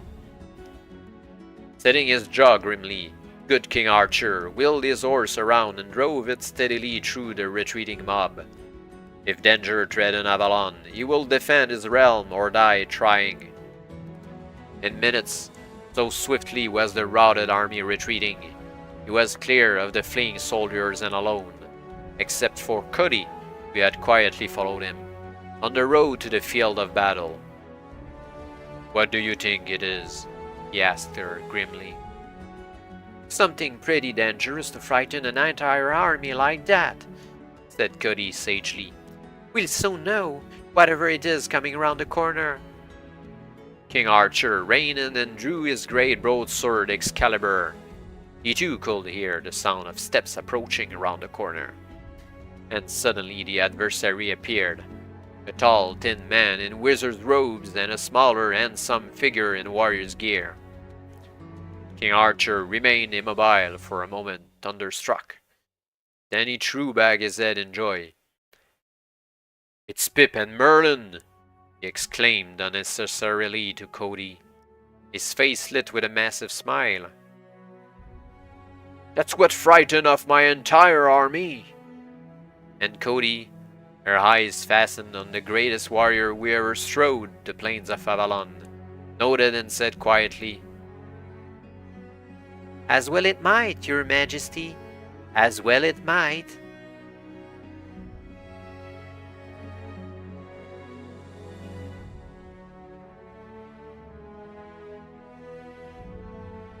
Well, this is the end of the GrailQuest series, where Pip saved Merlin from literally death. Well, surprisingly, no death at all. The whole of the book kind of dodged a landslide at some point, because I forgot what we saw on the hill. But yeah, no death, kind of. With a very low life point, 27 life points with the XP. Well, I'm quite surprised by the book number 8. It was way more fun and way better than the previous 4 others. I think it started to go downhill with book 3 or 4.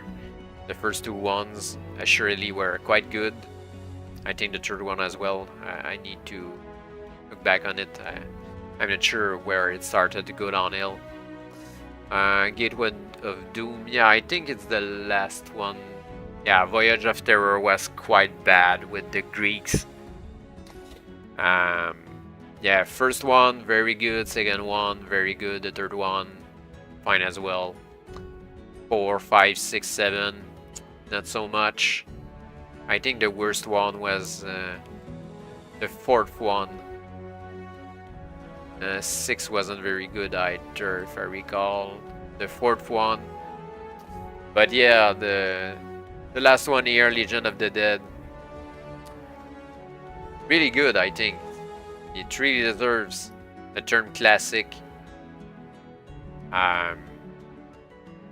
Well, before going into this book, I was pretty sure that I won't be reading J.H. Brennan stuff soon, but with that, I might be interested finally into going into Fabled Lands at some point.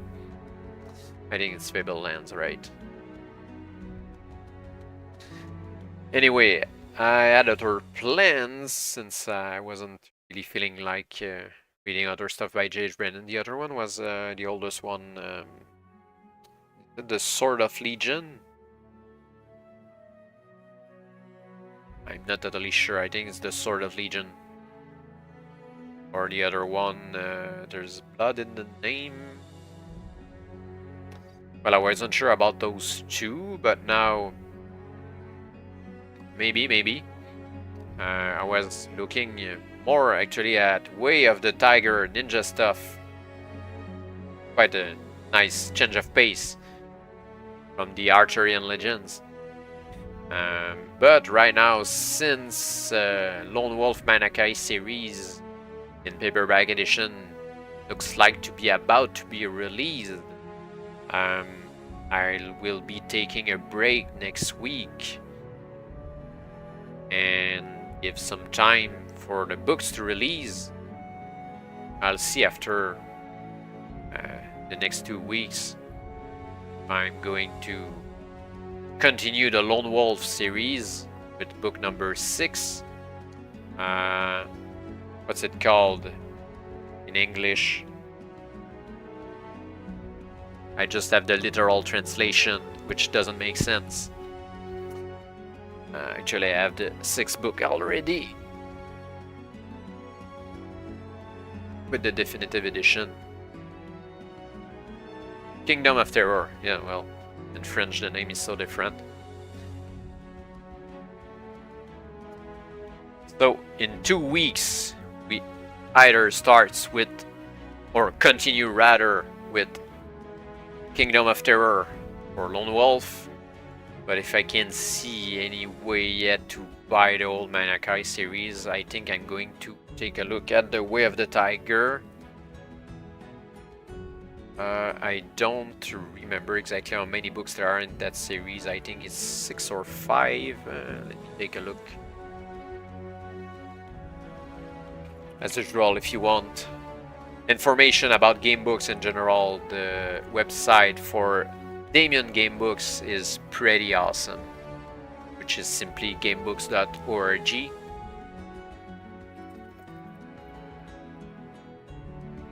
Way of the Tiger here, series 1 in Japanese. Yeah, well, I think I'm going to play in English.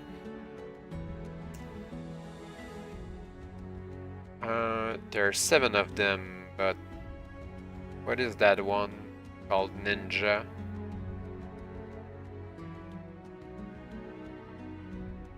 Seems like a kind of prequel.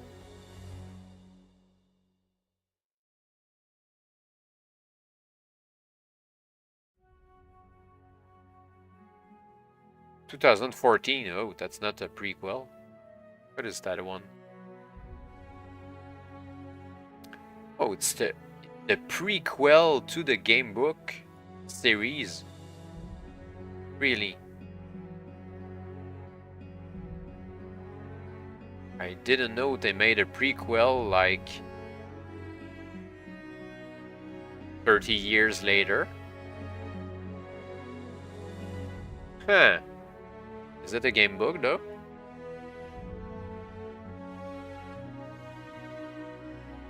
On Kindle edition.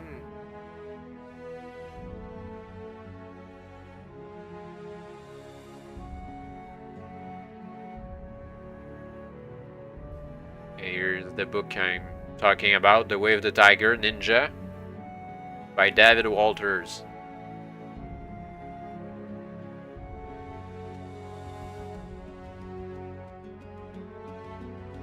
Huh, they have numbered sections.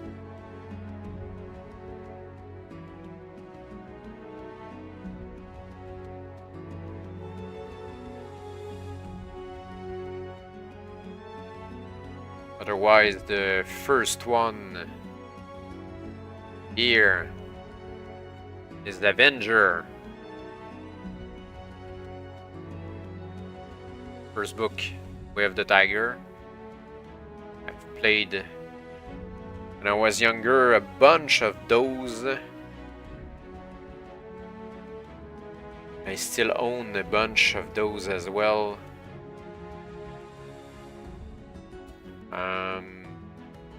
The one I played the most was... the names in French were so different.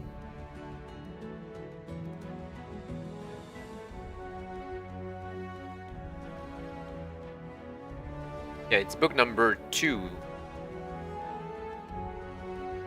I've already read book number 1 and book number 2 here. The one I played the most. The Parchemin de Kitsune, which is called Assassin in English. I think I played the number 3 as well. Not sure about the 4th one. I recall number 5 and 6, but not number 7. Was released in 2016 by Dave Walters. So that one, there's a prequel and a sequel that have been released later on.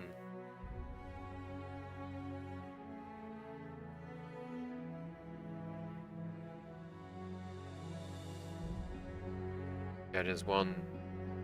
Way of the Tiger 7 Redeemer. Very, very curious about those 2 new books that they've been added 30 years later.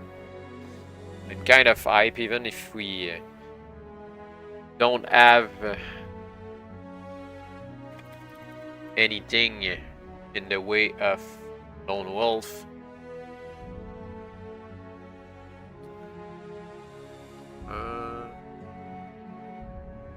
Can I show this part here?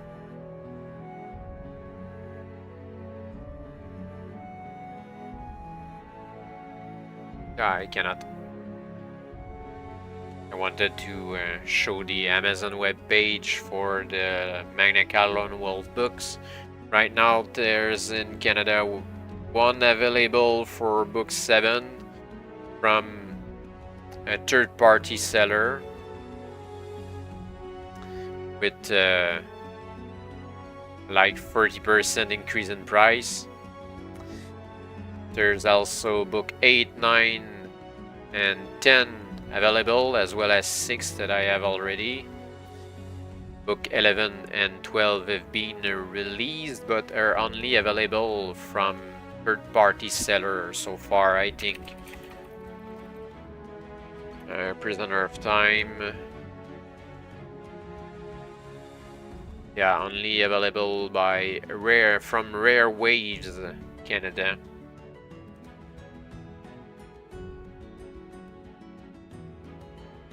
Without free shipping. And Masters of Darkness, same thing.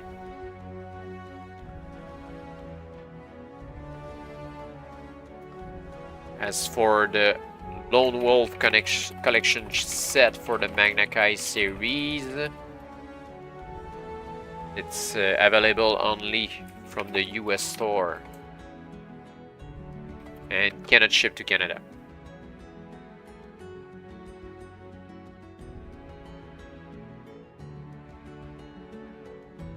However, all the books separately can be shipped to Canada, which is quite weird. The full collection set, books 6 to 12, are sold in paperback edition $50 on the US store, and they ships from Books for USA. If you buy them separately, it's 12 US each.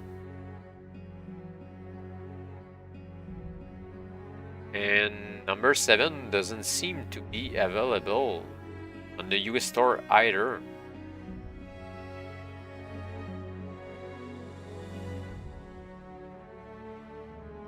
Yeah, it's Rare Waves. It's the only place I can see Book 7 from Rare Wares Import, a UK company.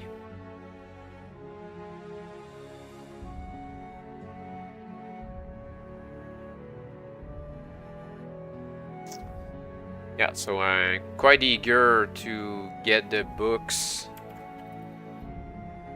pretty soon. If I go back onto the newsletter from Old Guard Press,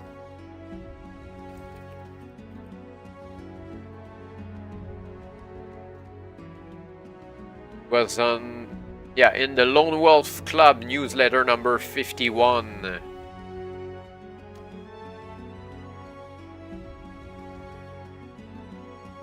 You want to be part of the Lone Wolf Anthology, submissions are still open. There's a new Magnakai, an update on the new Magnakai discipline. They talk about the colored comic book Skull of Agarash, but I don't know where. Shipping May 14th. Okay, right, it's not available yet. But inside the graphic novel Skull of Agarash, there will be a fully playable branching graphic novel called Dawn of the Dark Lord.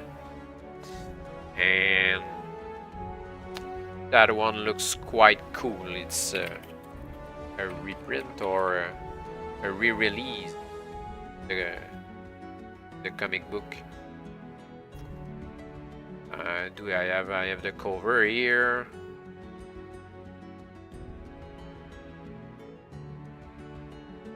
Here, Skull of Agarash, shipping May 14th, £25.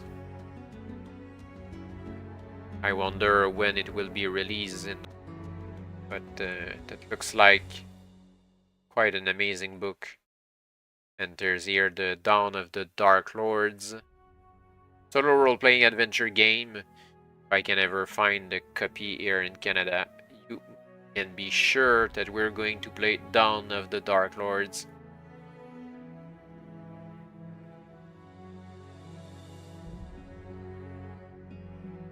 Yeah, the Skull of Agarash. I haven't seen anything about the new book from the new series, The Huntress. Written by Jonathan Stark. Anyway, I'm more interested by the paperback editions of books rather than hardcover. I think hardcover books take way too much space.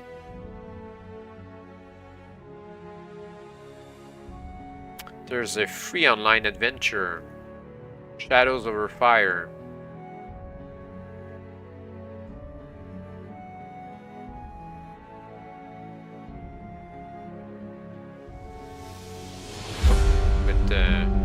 Some music on the website. I might play that if I ever get my hands on the Huntress just before.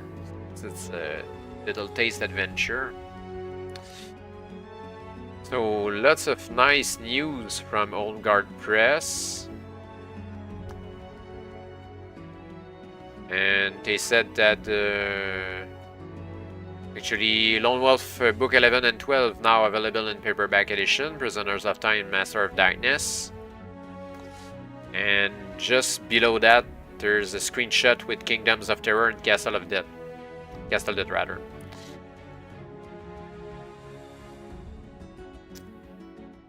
Well, that's pretty much it for Lone Wolf news, I guess. Alright, so like I said just about earlier, next week will be an off week. No stream on Tuesday, but there will be a surprise stream on Wednesday.